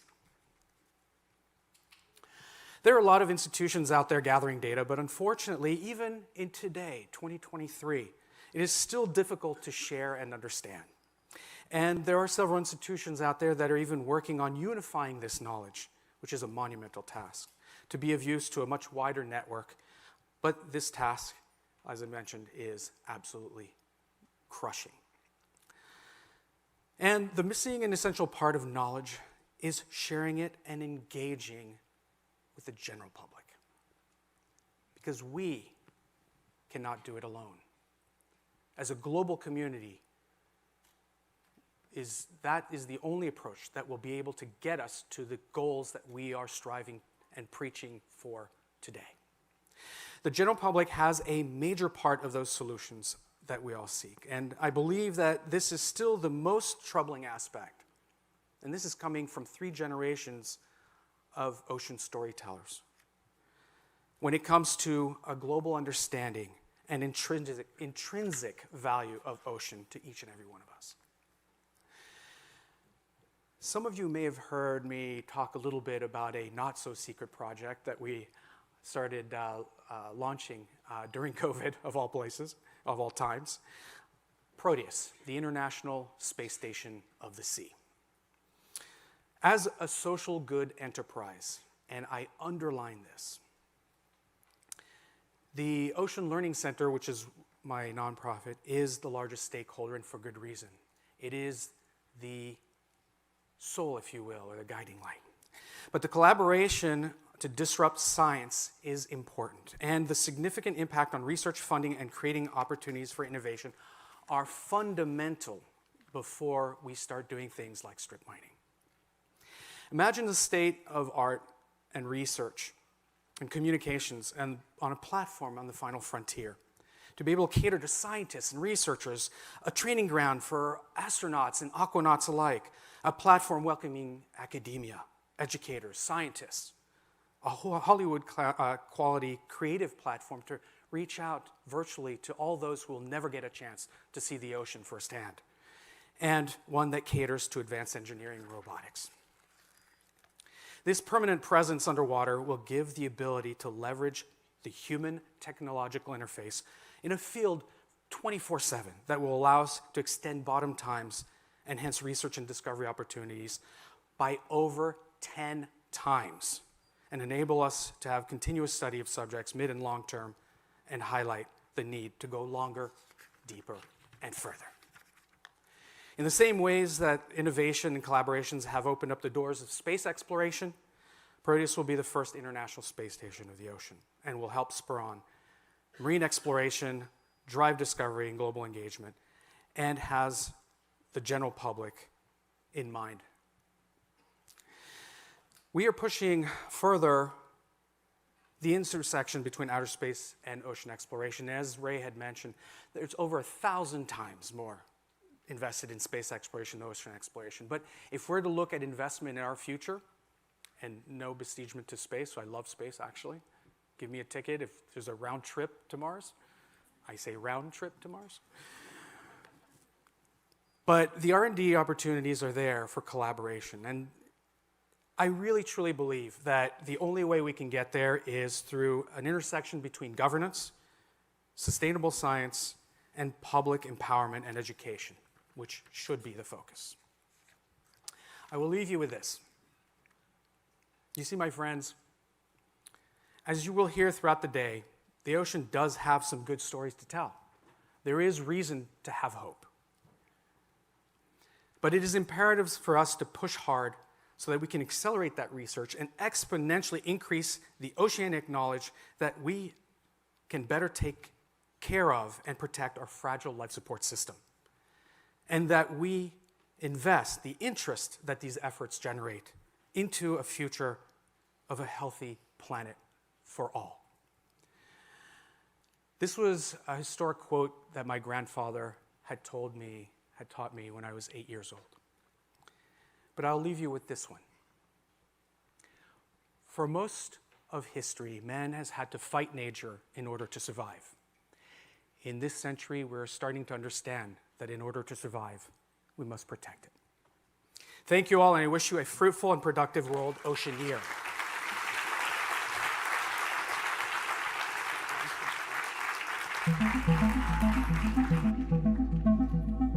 Thank you very much, Fabian, for that inspiring vision of an international space station underneath the waves.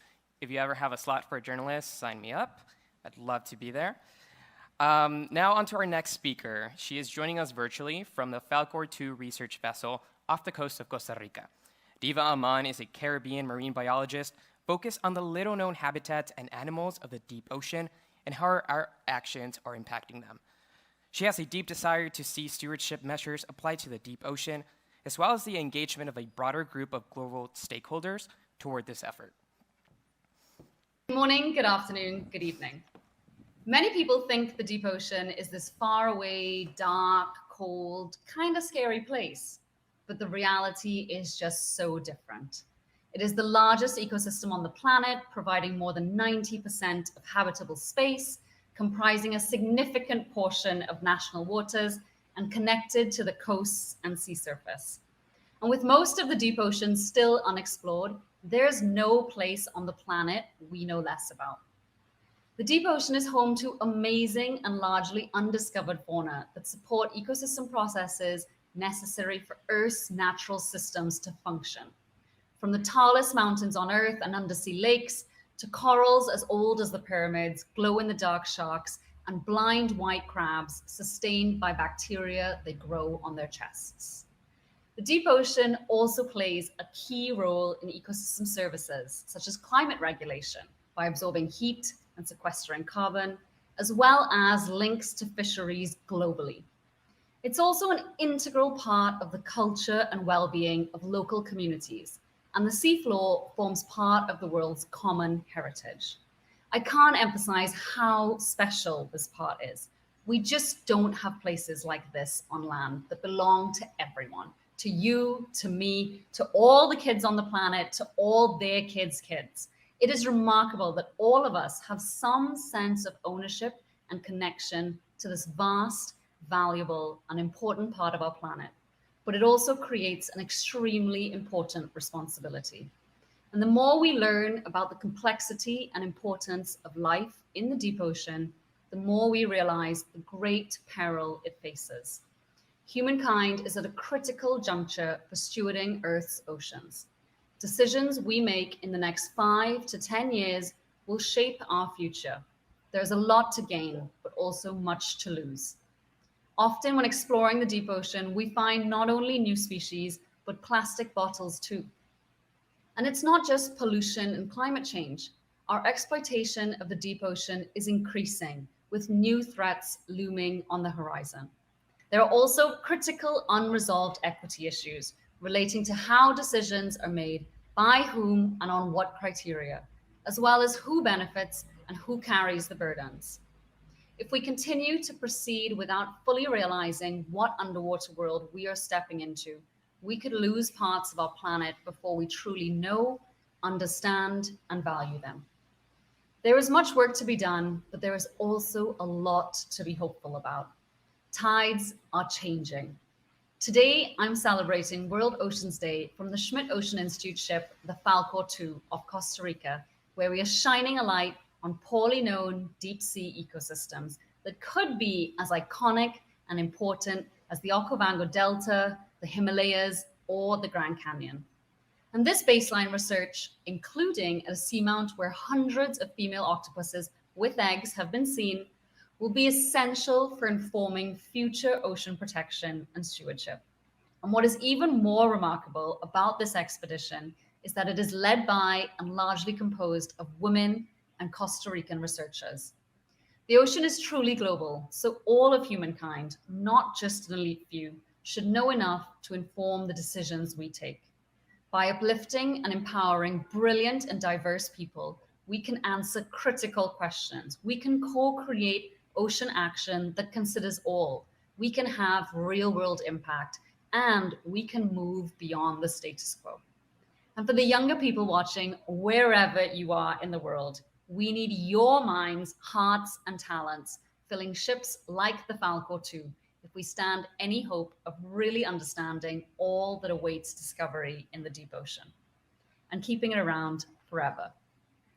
It's been such an honor to be here with you today. Huge thanks and congrats to the UN and Oceanic Global for putting together yet another amazing World Oceans Day and inviting me to share.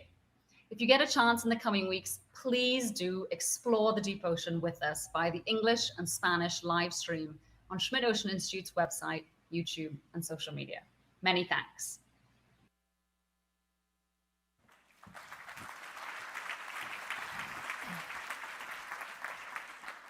Thank you, Diva, for welcoming us into the deep and vibrant place few of us have had the chance to explore. And also thank you for encouraging us to support the voice of the youth. That movement is very powerful. To close this section, we are pleased to welcome to the stage Tituan Bernicot, the founder and CEO of Coral Gardeners. After witnessing the alarming degradation of his home reef, he was determined to save the world's coral reefs through reef restoration efforts, community awareness, and in advanced innovative technologies.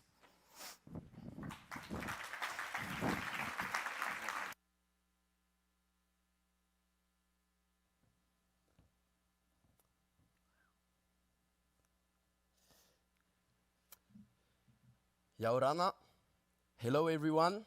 It's a pleasure, it's an honor for me to be here in New York for my first World Ocean Day, World Ocean Week. I'm coming all the way from the South Pacific Ocean, from the islands in French Polynesia, Tahiti, where I live and where we have our headquarters. And today, I'm here to talk about what I love. I'm here to talk about the coral reef. And I think we all know about what is going on. We heard from our previous speakers, ocean friends, what's going on with the coral reef today. We almost have lost half of them worldwide in just a couple decades, and they could become the first entire ecosystem to collapse from our blue planet. Today, I'm not here to talk about this situation. I'm here to talk about what is going on right now. I'm here to talk about actions. I'm here to talk about solutions. I'm here to talk about hope. And before showing you how I think that the next couple of years will be really important using technologies, innovation, science to speed up what we are doing, I want to tell you how this passion for coral gardening grew on me. So the house you see on the picture was my first house. From 0 to 3 years old, I grew up in the middle of the Tuamotu archipelago, the remote atolls, and this was the pearl farm of my mom and dad. So this is where I discovered the underwater world for the first time, and it became all my life. At the age of 16, I went surfing with my little brother Ioane and couple island friends. We arrived at the surf break, and for the first time in our life, we saw this. This is the afternoon when I was 16 years old that I realized that the most beautiful and the most important thing in my life is just disappearing. And that around me, nobody was doing anything. And 3 weeks after, one of my dreams came true, and I was introduced to the fabulous world of coral reef restoration and coral gardening. And I will always remember that afternoon when I had the opportunity to go in the water, the crystal clear water of Tahiti, to be out there, there is no one talking, and I had the opportunity to choose my first coral fragment. And when you're fragmenting your coral, same as what Sylvia and Ray said, you have the fish. This attracts the fish, so they come around you, they are basically your co-workers. And it's amazing to see them coming around your arm, your face, and then I had to plant this first coral. And I came back a couple months later, and it was already twice the size, and if you look carefully, you could see some little tiny orange crabs, some damsel fish that choose my coral as their new home. And I told myself, this is the coolest thing on earth. This is what I want to do in my life. So after that, I was hooked and I dropped out of school and I started Coral Gardeners. Yeah. Thank you. And let me show you the first coral that I planted when I was 16 years old. Really trial and error, trying different methodology in my garden, in my coral garden.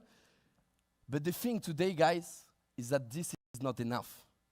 This is not going fast enough, and coral restoration itself is not going to save coral reef ecosystem. There is global awareness, there is innovation, politics.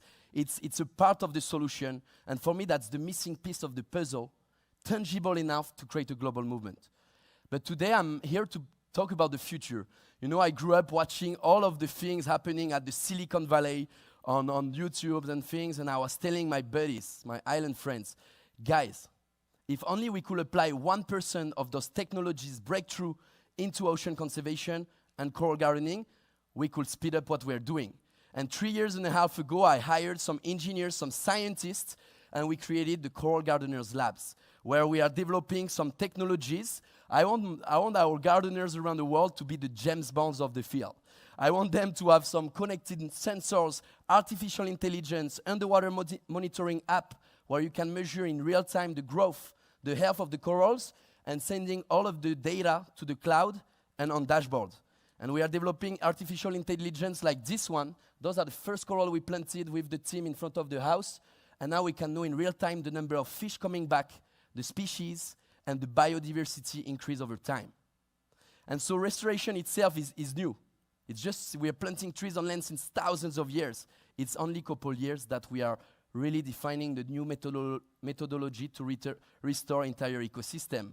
And now we are able to map the reef with our partners in really high precision to the millimeter, so we can understand what the huge parcel of reef they need in terms of the number of corals. And all this data that the gardeners, the scientists, the engineers are gathering, we are showing it onto a reef map. We call it a digital avatar, where all of the data is available, accessible for the expert to improve the methods and take decision based on data. And today, during this World Ocean Day 2023 in New York, I'm here to talk about the urgent need for volume, for scale. We need long-term monitoring. We need technologies to better understand the ecosystem so we can protect it. We need to use the available tools to speed up what we are doing. And today, my dream for this World Ocean Day, I'm far from my tiny island, but I have amazing people in the room, so inspiring talk. It's an honor for me to be here, is that we have more people just spreading the story of the reef, about the ocean, supporting the people on the field, trying, and that all together we become that first generation to save an entire ecosystem. Maruru, thank you. Thank you very much.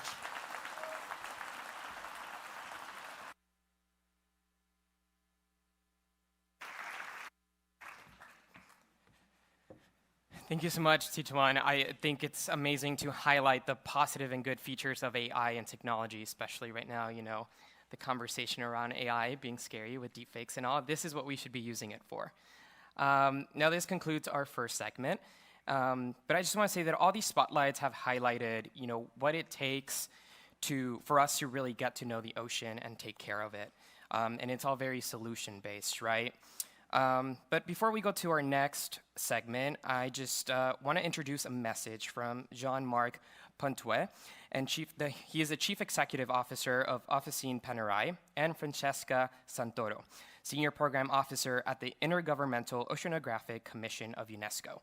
This message showcases the important collaboration to advance ocean literacy for everyone. We're very grateful for Panerai for its generous support of this event. Thank you, and a great appreciation to the United Nations on Oceanic Global for allowing me to join this celebration of the ocean. I'm very proud to be here with you today, giving support to the UN World Ocean Day in New York, and I'm even happier to see all these communities made of people from a large variety of different horizons tackling the problem together. Born in Florence, Italy in 1860, Panerai became the last 3 decades a luxury watch brand with a direct link to the ocean. We started our journey of sustainability in 2019 when meeting with one of our brand ambassadors, Mike Horn, used to explore territories like Patagonia or the North Pole. It's him who alerted our organization about the accelerated speed of pollution in the oceans, or not only the one close to the big cities, but also in the most remote territories of the world. You may ask yourself, what is the power of a luxury brand, or even more, what is its role towards ocean preservation? We see it as follows for 3 reasons. Number 1, the power to develop new concepts which take into account from the very beginning the protection of the environment in terms of packaging, products, new industrial processes, or new approach of our retail concepts. Number 2, the power to contribute to embark others in this approach, agencies, suppliers, other industrial partners, all the ones which participate to our business model. Finally, the power to highlight this cause amongst a larger and more diverse community. To amplify our own focus on the ocean, we at Panerai decided to go a step further by supporting UNESCO with its Ocean Literacy Project, a worldwide education campaign aimed at involving as many people as possible towards the importance of the oceans and its direct influence on us. The project is proposing a journey connecting the largest potential group of volunteers, such as the 3,000 students in 100 universities worldwide we have spoken to the last 12 months. Our ambition through the project includes a series of lectures aimed at explaining how we have integrated the protection of the environment in our daily business, how we can, for example, get on board as many people as possible during one of these 20 plastic collection days, where we collected last year more than 3 tons of waste. Through a partnership with UNESCO's Ocean Literacy Project, we are supporting either in terms of finance, manpower, and initiatives to promote our global understanding of the ocean with the hope that we can collectively take better and more informed actions to protect it. We are at Panerai going to take advantage of this June 8 to make it the day during which we will get as many of our 800 people, our entire team in the world, to clean the streets, lakes, and oceans where we specifically operate our business, and target that very day 10 tons of plastic collected. I would like to leave now the word to our dear friend Francesca Santoro, Senior Program Officer at UNESCO, to share some words about this very impactful and global project. Thank you, Jean-Marc, and thank you all. It is really a great pleasure to talk to you on the occasion of the UN World Oceans Day. The theme of this year is Planet Ocean Tides Are Changing, and indeed tides are changing when it comes to ocean action. As you know, we are in the UN Decade of Ocean Science for Sustainable Development, 10 years to reverse the decline in ocean health, but also to help us promoting ocean actions towards ocean sustainability. Together with Panerai, we were able to set up and create an entire program on ocean literacy called Ocean Literacy with All, because we actually want to involve everybody in this endeavor. And when I say everybody, I mean teachers, students, journalists, artists. Everybody should come on board to enhance our understanding of the ocean, but also because understanding better the ocean means protecting better. Together with Panerai, we were able to train thousands of stakeholders, to train thousands of students, but also to set up a program on citizen science to monitor environmental DNA on the Panerai tall ship called Eileen. And also, Panerai is a good example of how the private sector can come on board and help us, the scientific community, to drive ocean action. So I really hope we will continue to work with Panerai to set the example for other private sector representatives. And now I give back the floor to Jean-Marc to unveil the new partnership that we are going to develop as start as September. Thank you and happy World Oceans Day. At a further step, next September, we're going to launch the Next Generation Ocean Academy with UNESCO, an open call for students to incubate their ocean-related business projects, supporting the translation of knowledge into innovation and action that puts the ocean first. Why is the role of the luxury industry so important in reconsidering our relationship with the oceans? because it can inspire the young generations who drive our future and encourage the shift in prioritization that we need to coordinate as efficiently as possible. Every time I have the chance to give a lecture in universities, I never forget that these students are the leaders of the future, the ones who will have an active role in the protection of the environment. Thank you again, and I wish you a very successful World Ocean Day.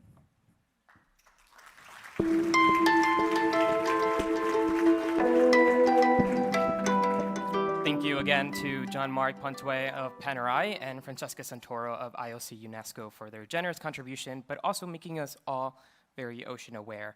We are going to turn now to our second segment, which offers 3 different spotlight presentations that all aim to underscore our interconnectivity to and reliance on the ocean. We will have the chance during this segment to listen to 3 Blue Perspective stories.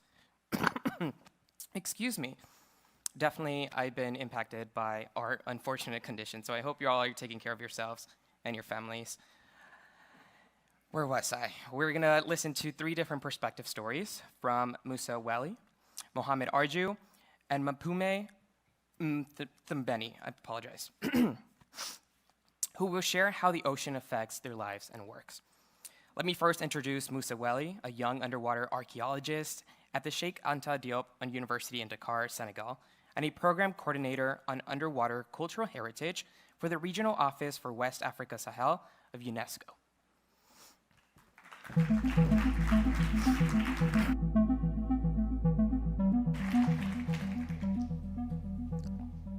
Thank you very much. Thank you for this opportunity. Thank you for the organizer, UN, Panerai, and Oceanic Global. It's a real opportunity to be here for sharing and learning our knowledge about the protection of the ocean. Allow me to speak in French for my communication. And it's a real pleasure also, again, to be here. Je suis né bercé par le bruit des vagues. Donc, et je me suis attaché à l'univers marin grâce aux anecdotes que racontaient mes parents pêcheurs chaque soir lorsqu'ils revenaient de la mer. Comme vous pouvez le deviner, je suis né dans ma famille maternelle Lébou, les communautés de pêcheurs du Sénégal, particulièrement qui sont au niveau de Dakar, la capitale. Ma passion de l'océan est donc profonde. Elle est ancrée dans mon identité et est devenue aujourd'hui un devoir professionnel, car en tant qu'archéologue sous-marin, j'ai l'obligation d'écrire notre histoire, les cultures maritimes disparues, et également de contribuer à cette protection des océans.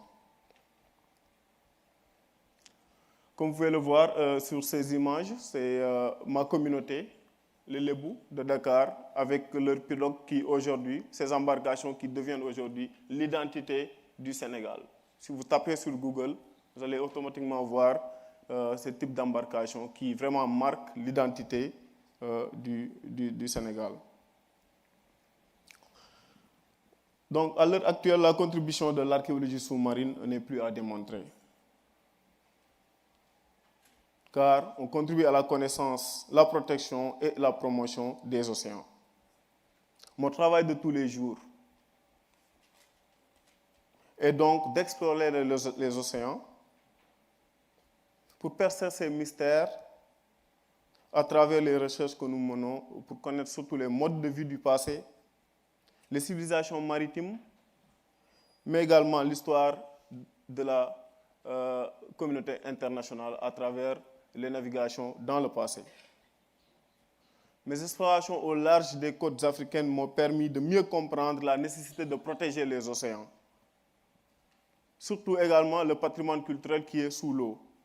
Sa préservation contribue à la protection de cet univers marin. En effet,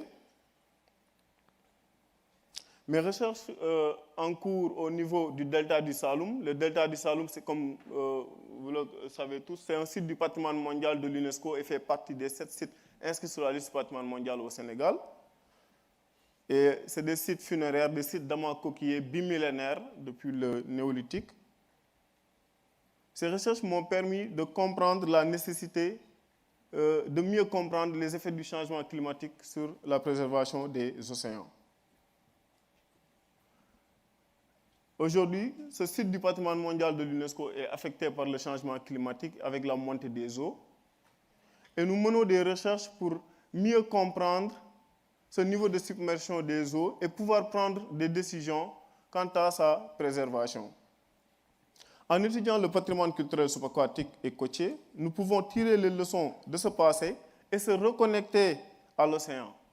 Ce n'est qu'ainsi que les communautés pourront comprendre et valoriser l'océan. Également, je souhaitais partager avec vous les enjeux liés aux épaves historiques sous-marines, qui illustrent également l'importance du patrimoine des océans. À l'image de Urania, comme vous pouvez le voir sur ces images, qui est un naufragé au large de l'archipel du Cap-Vert, en Afrique toujours, en 1809, et qui témoigne une partie de l'histoire des nations, notamment le commerce transatlantique des esclaves. Cette épave, comme tant d'autres qui reposent dans les fonds marins, est une nurserie aujourd'hui pour la reproduction des espèces marines. Un grand nombre d'espèces s'y reproduisent et c'est également un site d'intérêt touristique et participe au développement économique de cette communauté, notamment l'archipel du Cap-Vert. Ce patrimoine englouti au niveau des océans est aujourd'hui une priorité pour l'UNESCO, et notamment dans le domaine de la culture, avec la convention de l'UNESCO de 2001 de l'UNESCO pour la protection du patrimoine culturel subaquatique. Nous intervenons pour assurer une meilleure protection de cet héritage qui nous est commun, mais surtout également de renforcer les capacités des professionnels africains. Et c'est surtout l'intervention du bureau régional de l'UNESCO à Dakar, le bureau régional pour l'Afrique de l'Ouest, où je travaille comme coordinateur de programme, où nous menons vraiment des programmes innovants dans la région pour renforcer cette expertise dans le domaine de l'archéologie sous-marine, mais également de bâtir des capacités à travers les jeunes pour assurer une meilleure protection des océans. La culture est aujourd'hui l'un des rares aspects qui peuvent créer un lien direct entre l'homme et les océans. À travers la culture, un sentiment d'appartenance s'établit, des liens intrinsèques ainsi que d'engagement se forment aujourd'hui entre l'homme et son environnement marin. Comme le disait le célèbre penseur français, Salomon Renac, la mer est le plus grand musée du monde. C'est donc un devoir pour nous tous ici présents de s'engager davantage pour la protection des océans. Ainsi, je souhaiterais terminer mon message en demandant à la communauté internationale ici présente de se mobiliser davantage à nos côtés pour la protection de ce patrimoine culturel qui est sous l'eau. Et surtout, d'appuyer nos initiatives pour renforcer davantage les capacités au niveau du continent africain, dans ce domaine notamment de l'archéologie sous-marine et des sciences océaniques de façon globale. Je vous remercie tous. Thank you very much. Jërëjëf in my native language. Thank you.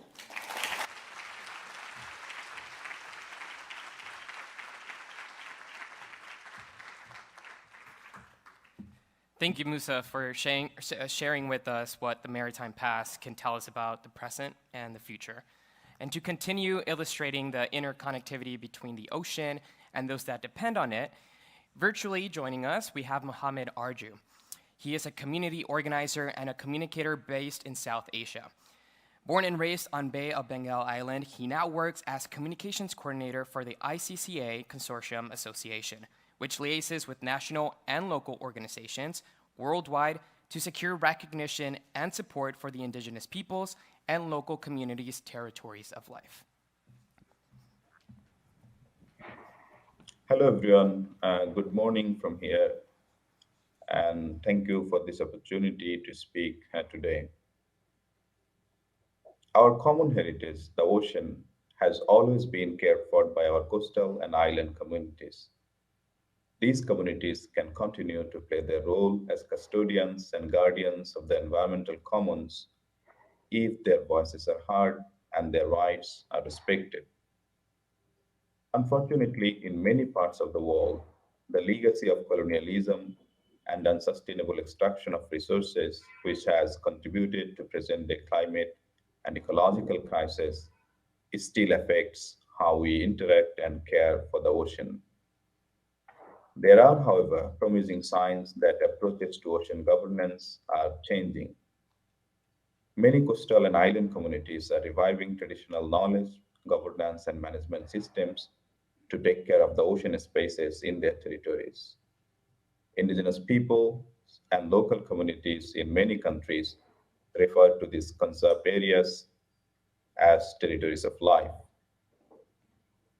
These territories of life are diverse as the peoples and communities who shape and sustain them through their unique cultures, governance systems, and practices. The policymakers have to recognize the positive contributions that these indigenous and local governance systems can make. The states have a responsibility to create an environment where these communities can determine their conservation priorities. If that happens on the national level, these communities can achieve remarkable successes in protecting oceanic habitats, promoting bicultural diversity, and preserving their own cultures and livelihoods. I am lucky to work with communities worldwide who are putting the ocean first. Working with communities to tell their stories of their accomplishments gives me immense joy. Let me share a few examples with you. In the Atlantic region of West Africa, in Senegal, communities of fishers in the lower Casamance River basin almost 2 decades ago, the leader of the fishers, Salatu Sambu, now also my colleague in the ICCA consortium, felt the need to revive his community's territories of life. Salatu led the process. The local fishers of the Ola people in the region mobilized themselves and brought together nearly 12,000 people to form an association called Kawawana. Kawawana in local language means our heritage to be preserved together. They established their own territory of life to sustain their livelihoods and all diversity of life. With governance and management systems based on traditions, now the territory is thriving with aquatic diversity of life. This was also possible partly because the communities successfully pursued the Senegal government to officially recognize their territory in 2010. The success of Kawana also inspired and helped other communities in Senegal to declare their territories of life. For another example that gives me joy, in Latin America, in Chile, in the southern Andean region, the indigenous Mapuche Huilliche people took the initiative to work together with the local artisanal fishing communities to together govern and take care of coastal and marine territories of life. This is significant progress for the ocean in Latin America and in terms of collaboration across communities. Borrow the words from the community organization, the Asociación de Comunidades Territorio Huilichichono. This comes at a critical juncture in which the archipelagic marine ecosystem in that region and the people are threatened by unsustainable aquaculture, industrial overfishing, poverty, and inequity. This initiative by indigenous peoples has been possible partly because there is existing policy support where initiatives by indigenous communities in Chile can be legally recognized.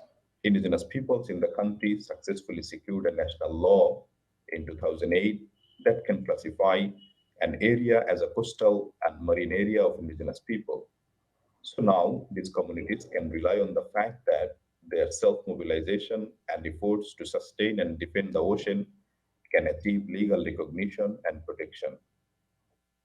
I'd like to highlight that in all these examples of successes, communities are thriving because they advocate for positive change in legal, policy, and institutional frameworks in their countries, both at the local and national level, which are adopted and implemented by their governments.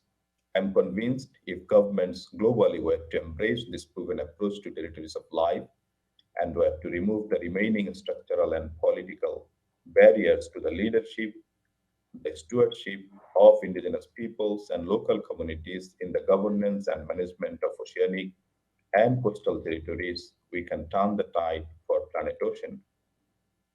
I could tell you many more success stories of indigenous people and local communities who govern, manage, and conserve their territories of life.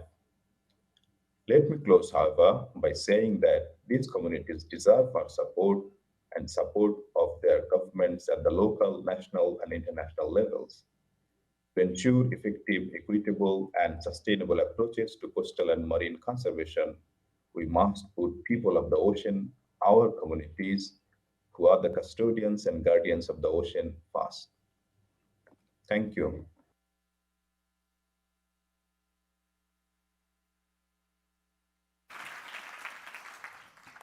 Thank you so much, Arju, for joining us virtually and also sharing your experience with us, which is very inspiring. Now, our next performance will close out this segment, and we are very fortunate to witness a very special, unique performance here on stage by Mampuye Mumtambeni. She is an award-winning performer and theater maker from Umlazi, Durban, South Africa. And as co-director of Empatheater, she focuses on merging research and performance in service of marginalized communities, where the theater acts as sort of a healer or shaman, and stories are a form of medicine. Odlala thongo lami bayeza, odlala bo, bayeza bangoma baphuma olwandle, odlala sangoma, odlala bo, bayeza bangoma baphuma olwandle, odlala thongo lami, odlala we, bayeza bangoma baphuma olwandle, odlala lwandle. Odlala bo, bayeza bangoma baphuma olwandle.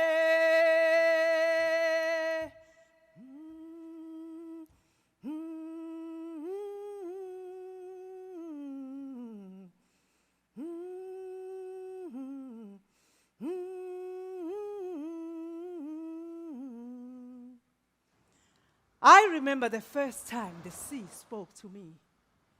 The more I followed the voice, the more the currents began to tug and pull at my legs until my feet could no longer feel the sand. And just as this was happening to me, just as I was about to fall into a deep sea dream, I felt the bony grip of Ukoko pulling me back to the surface. Yay! Mzukulu! Gogo yelled, "What were you doing in there? Remember what I have told you. Our ancestors are living down there. Sometimes their voices are so strong that you won't even realize you're swimming out past the wave to reach them. What will happen to me there, Gogo? They will take you under, and they might choose to keep you. When you go down there, you will find very old dark women who live there. Ogoga badala. Uphehluka hamba lapha mzukulu. When you first arrive, they are waiting to receive you. They will know exactly whose child you belong to. When I first was called, I was met by my great-great-grandmother who was waiting for me with her mouth wide open. "Go in, child," said the voice of my mother. "Don't be frightened." When I walked in, it was like walking through big doors of a house, just like that story from the Bible where Jonah is swallowed by a fish. The only difference is that when you go inside, you embrace great powers, uba namandla makhulu, and your mind goes to another level.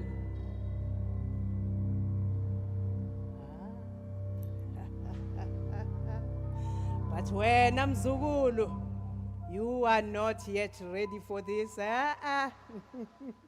It's not yet your time. This is a scene from our Empatheater play, Lalelwa Ulwandle, Listen to the Sea. My name is Mpume Mtombeni. I was born and raised in Umlazi, a township near in Durban, in South Africa. I am a healer, a sangoma. I use words and stories like this one to heal. I remember when I was growing up, ngisakhula ngisamncane, I used to visit sangomas in the neighborhood, and they would teach me how to beat the drum, they would teach me how to dance, they would teach me how to listen and learn from my dreams. I remember one old sangoma telling me how people would go towards in the sea, how they would be carried by this big cloud into the sea towards their ancestors. How did they get into the sea? Lingena kanjani idlozi emanzini? I have carried this question with me my entire life. I could have never imagined answering this question through our theater methodology, Empatheater, that the answers would keep flowing with new understanding like the tides and phases of the moon. Over the last decade, our public storytelling has created amphitheaters of empathy, extra-legal tribunals where we can bring out different ways of knowing, being, and doing together, and make new decisions, create new laws and policies in different contexts. Our play, Ulalela Ulwandle, has been co-created with traditional healers, small-scale fishers, scientists, children, lawyers, policymakers, educators, and others. It has toured up and down our coastline, performed at international policy events like the COP27 and the headquarters of FAO, and now the UN here. This play and our short films have been used as evidence in court cases against big oil companies and ministries of minerals and energy who are selling our ocean without our consent, without thinking of our ancestors. These stories were included as evidence of intangible heritage of our fellow indigenous fishers and coastal peoples. And last year, we won 3 court cases in a row.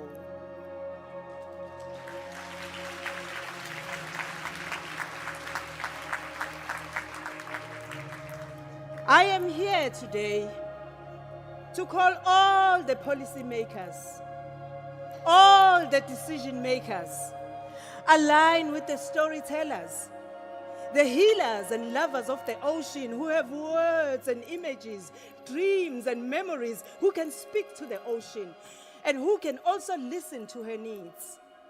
Our stories are the sacred medicine, umuti, that ocean decision-making needs. Storytelling and story listening dissolves the barriers and disconnections between disciplines and departments. It sculpts new evidences, new ways of making meaning with the ocean. Listen to us. We know the sea. Nivume, vumela nitongolika ba. Nivume, vumela nitongolika ba. Nivume, vumela nitongolika ba. Nivume, vumela nitongolika ba. Nivume, vumela nitongolika ba.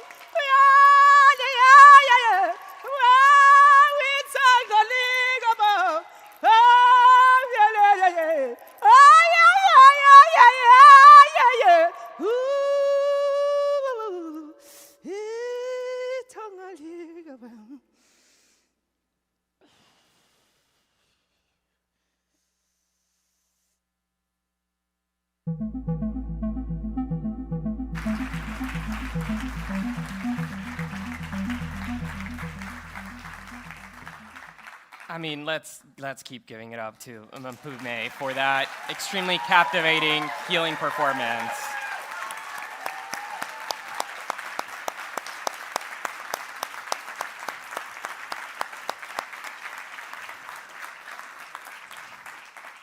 Thank you so much for that performance. It's an amazing way to close out this segment. And thank you all for being here, also for promoting the ocean, awareness, implementing solutions, and caring. I want to introduce our next segment, which I know is a fan favorite, and that's the photo competition. But to set it off, I'd like to welcome back to the stage Lucas Bravo.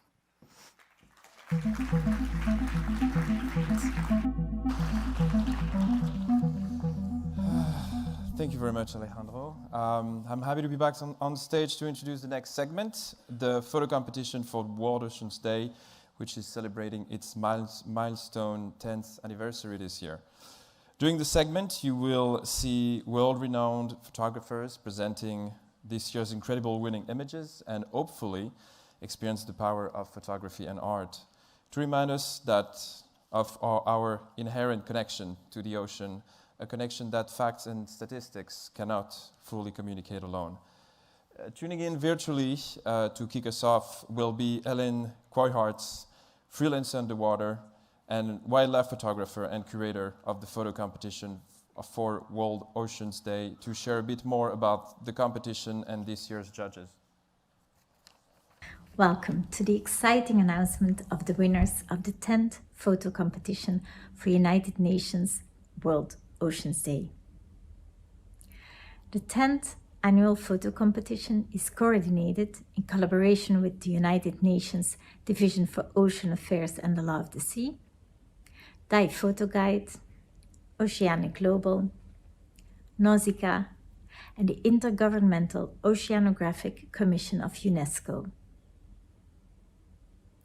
Thanks to the efforts of the coordinators, who I want to thank sincerely, and thanks to the participation of you photographers, professional or amateur, or just people with a keen eye carrying a camera and pressing the shutter at the right moment, we have been able to build an extensive database of images in a wide array of categories to help visualize for decision makers and stakeholders that we have to put the ocean first. Everything is connected, and there is no planet Earth without a healthy planet ocean. The results of our photo competition have provided images showing the connection between livelihoods, coastal and urban communities, the challenge of human stressors on our water supplies, scientific discoveries and solutions, but also the beauty of all life depending on the seas and all creatures in the oceans. To celebrate this 10th anniversary, United Nations Division of Ocean Affairs and Law of the Sea has been granted the permission to showcase a celebratory exhibition in the visitors lobby at the United Nations in New York. The theme is Photography for Sustainable Development. The images are amplifying the narrative, and the narrative is enhancing the images, thus proving the importance of photography at the negotiation table, the ability to be touched by an image, the evocation of curiosity, and the start of a dialogue leading to tides that are changing. We invite you to take a look at the exhibition in real life or at the UN exhibition website, and we hope you too will get carried away and inspired to be the change you want to see. And now, on to the results of the photo competition, announced by Ian Bongo Seldrup, our hosting partner for the past 10 years with Dive Photo Guide. And the judges, Antoine Janssens, Rajan Desai, Ratika Ramasamy, Ipaud Lin, all at the top of their field in wildlife photography. Over to our host, Ian Bongo Seldrup, announcing the first category, No Time to Waste. Hi everyone, Ian Bongo Seldrup, Managing Editor of Dive Photo Guide, here in Melbourne, Australia. Over the last 10 years, the UN World Oceans Day photo competition has attracted many incredible images from all over the world. Overwhelmingly, they've shown us the beauty of the ocean and the creatures that rely on it, both animal and human, and inspired us to do our part to protect and conserve that beauty. But to really inspire us to take action, we also have to see the damage we've done, collectively, through our actions. This year, in one category, we invited photographers to address the urgency of the problems that the oceans face by submitting a set of 3 images. The category is called No Time to Waste, and all 3 of our winners used their images to show the literal meaning of waste. In third place, Inez Gouvarts from Belgium. She's the in-house photographer for the global NGO River Cleanup. Her 3 images show the tragic build-up of plastic trash at the mouth of a river flowing into the Adriatic Sea. This is a river in Albania, but it could be anywhere. All over the world, rivers are carrying plastic, trash, industrial waste and other pollutants from our towns and cities to the oceans. Inez's images, especially the aerial shots, demonstrate very effectively just how huge this problem is. Second place goes to Simon Lorenz from Germany. Simon's a professional underwater photographer who's seen firsthand the tragic result of plastic pollution in the oceans. This isn't just plastic from our cities. This is another form of deadly plastic, ghost nets. Simon often comes across animals that have become entangled in these discarded and abandoned nets, living and dead.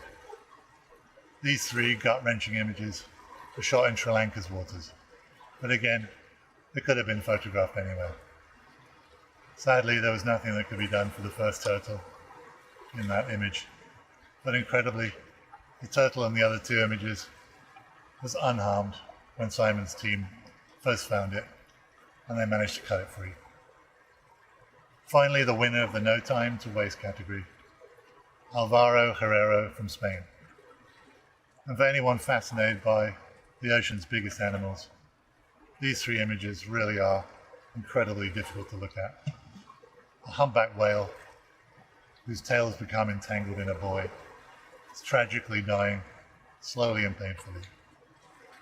This is a tragic end for a beautiful animal, a special animal, captured by another very skilled photographer. And it really hits home the tragic consequences of waste in our oceans and the urgent need to find solutions.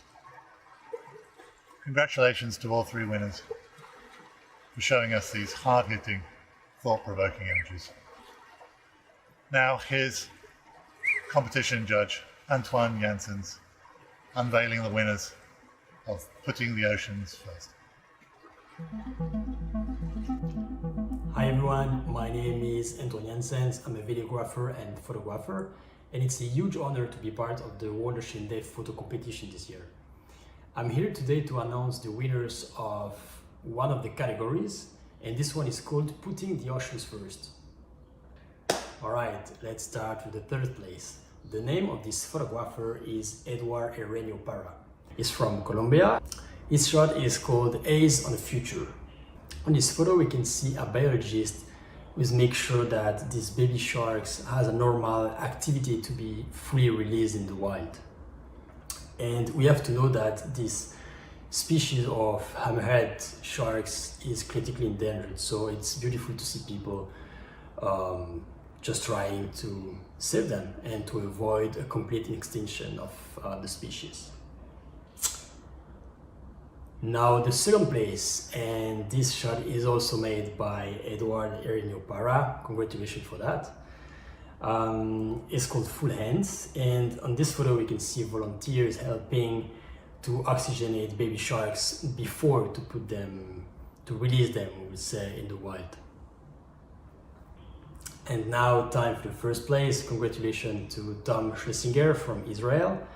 His shot is called Checking Out a Coral Nursery. As you can see, I really love this shot because we can see this turtle inside of a nursery, so inside a place made by human. But it's incredible to see how life is taking over this place in a completely natural way. And now there is a full ecosystem living inside of this nursery, and it's beautiful to see people putting energy to restore and to protect the ocean. I will now leave you and giving my place to another judge, Rajan Desai, for the announcing of a new category called the Wonderful World of Tides. Bye-bye. It's my honor to announce the winners in my favorite category, the Wonderful World of Tides, which explores the importance of tides to millions of people and other species around the world that depend on them. So, here we go. Honorable mention goes to Nuria Buford Costa from Spain, who captured a beautiful portrait of a marine iguana resting on the shore during low tide. These marine reptiles found only on the Galapagos Islands survive on the algae exposed during the low tide. And the second honorable mention goes to Palvos Evangelidis from Greece for the photo titled Catch of the Day, showcasing the traditional stilt fishermen in action in Kogala, Sri Lanka. This photo is an excellent example of our dependence on the ocean, mainly the rise and fall of tides. And in the third place, we have Alex Parmiakov from Russia. This photo makes me smile. Congratulations on capturing a beautiful moment of a surfer catching a big wave. In the second place, we have Sina Ritter from Germany. This photo celebrates nature at its best.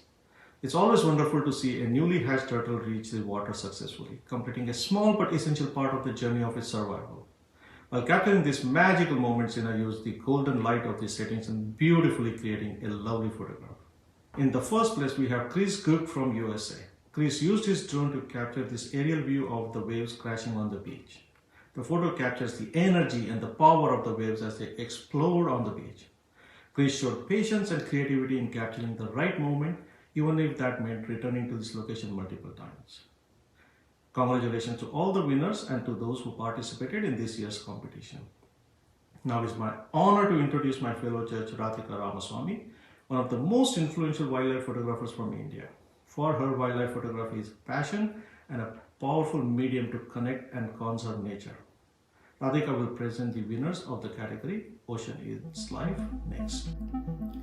Hi, I am Radhika Ramasamy, wildlife photographer from India.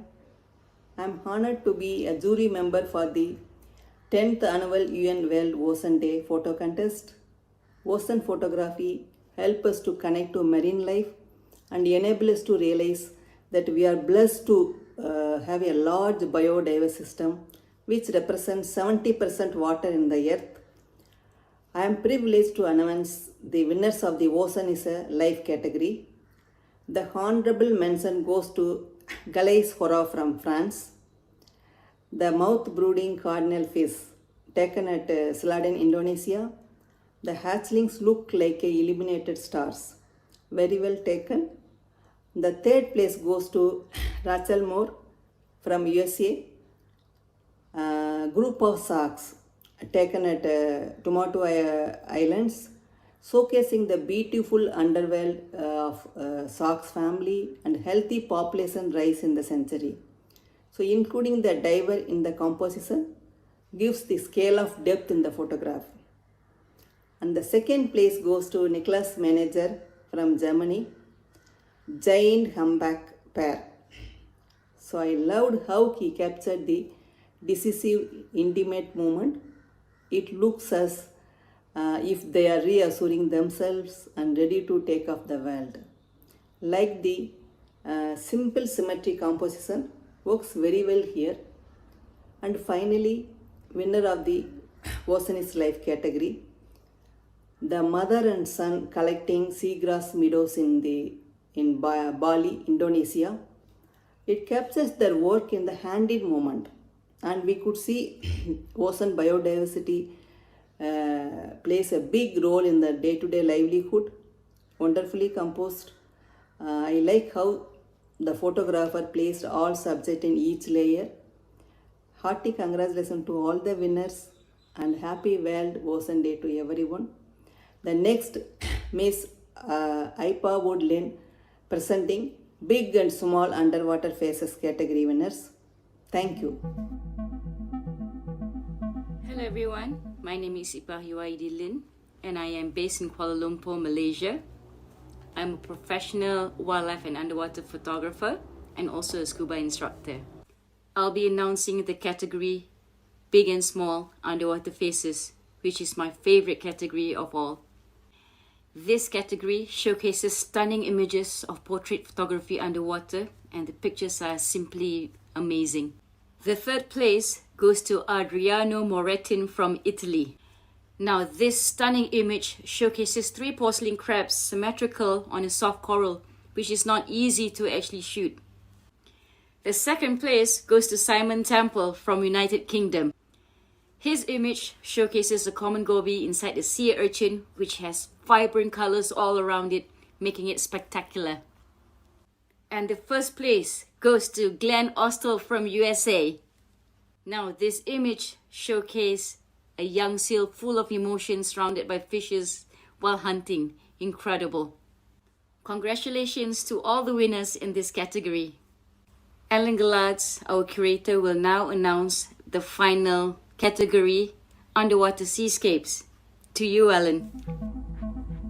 Thank you, Ipa. Underwater Seascapes usually is a category with many entries, and to grab the attention of our seasoned judges is an accomplishment on its own. Ending this winner's announcement with a category full of wide-angled dream value, we hope to inspire you to take action to protect these amazing sceneries. Honorable mention goes to Fanping, China. It's a serene image of Cenote de Pit in the Yucatan Peninsula. Freshwater aquifers are connected to the ocean, and the lives of many people are depending on these supplies, but also the reefs depend on the preservation of the water quality within. Third place goes to Simon Biddy of the United Kingdom. Many images of the playful colony of sea lions at Los Islotes in a national marine park and UNESCO World Heritage Site close to La Paz in Mexico have placed in this competition the past years, but this one, with the silhouette of a female playing with 2 pups surrounded by a shoal of sardines, evokes such an intimate view in a world hidden to many that the judges and I could not resist. Second place goes to Mayumi Takuchi Ebins, also United Kingdom. A female moon jellyfish changes color to a bright pink when she's ready for mating, and she attracts a bloom of males. It's a stunning image taken in the cold waters around Alaska. And the first place goes to Andy Schmidt from Switzerland. An action shot of a female orca feeding on schools of herring in the fjords of northern Norway, taken while freediving. And the clarity in this shot is just inviting, although taken in difficult and low light conditions, which would classify as uninviting. So well done. Congratulations to all winners and participants, and thank you for sharing your images to help educate and preserve our fragile balance on our blue planet. Thank you for organizing this day and for making the photo competition a part of it. A special thank you to François Ballet, whose tireless efforts have kept this photo competition growing. Happy 10th anniversary. Back to you in New York, and remember, let's make every day World Oceans Day. Bye-bye.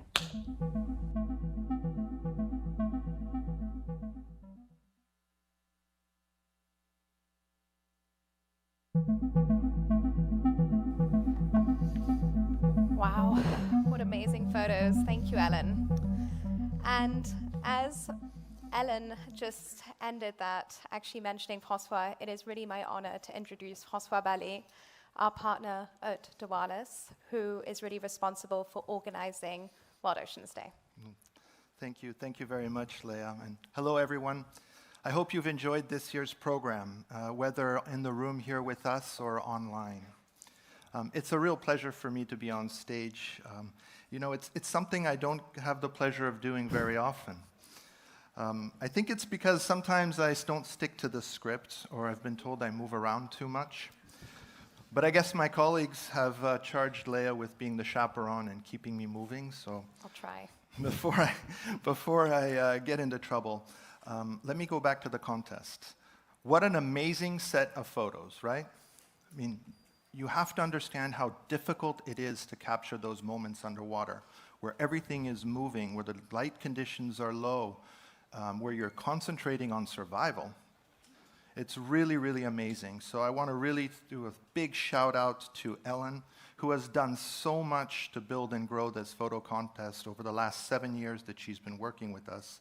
And of course to our partners, Dive Photo Guide, and all the judges and the photographers who are sharing these moments with us.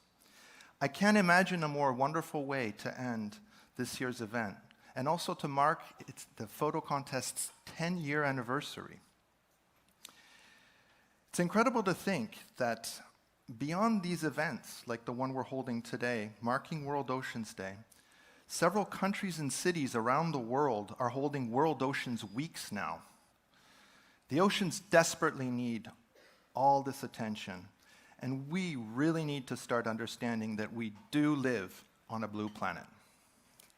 Yeah, the time to mobilize is now.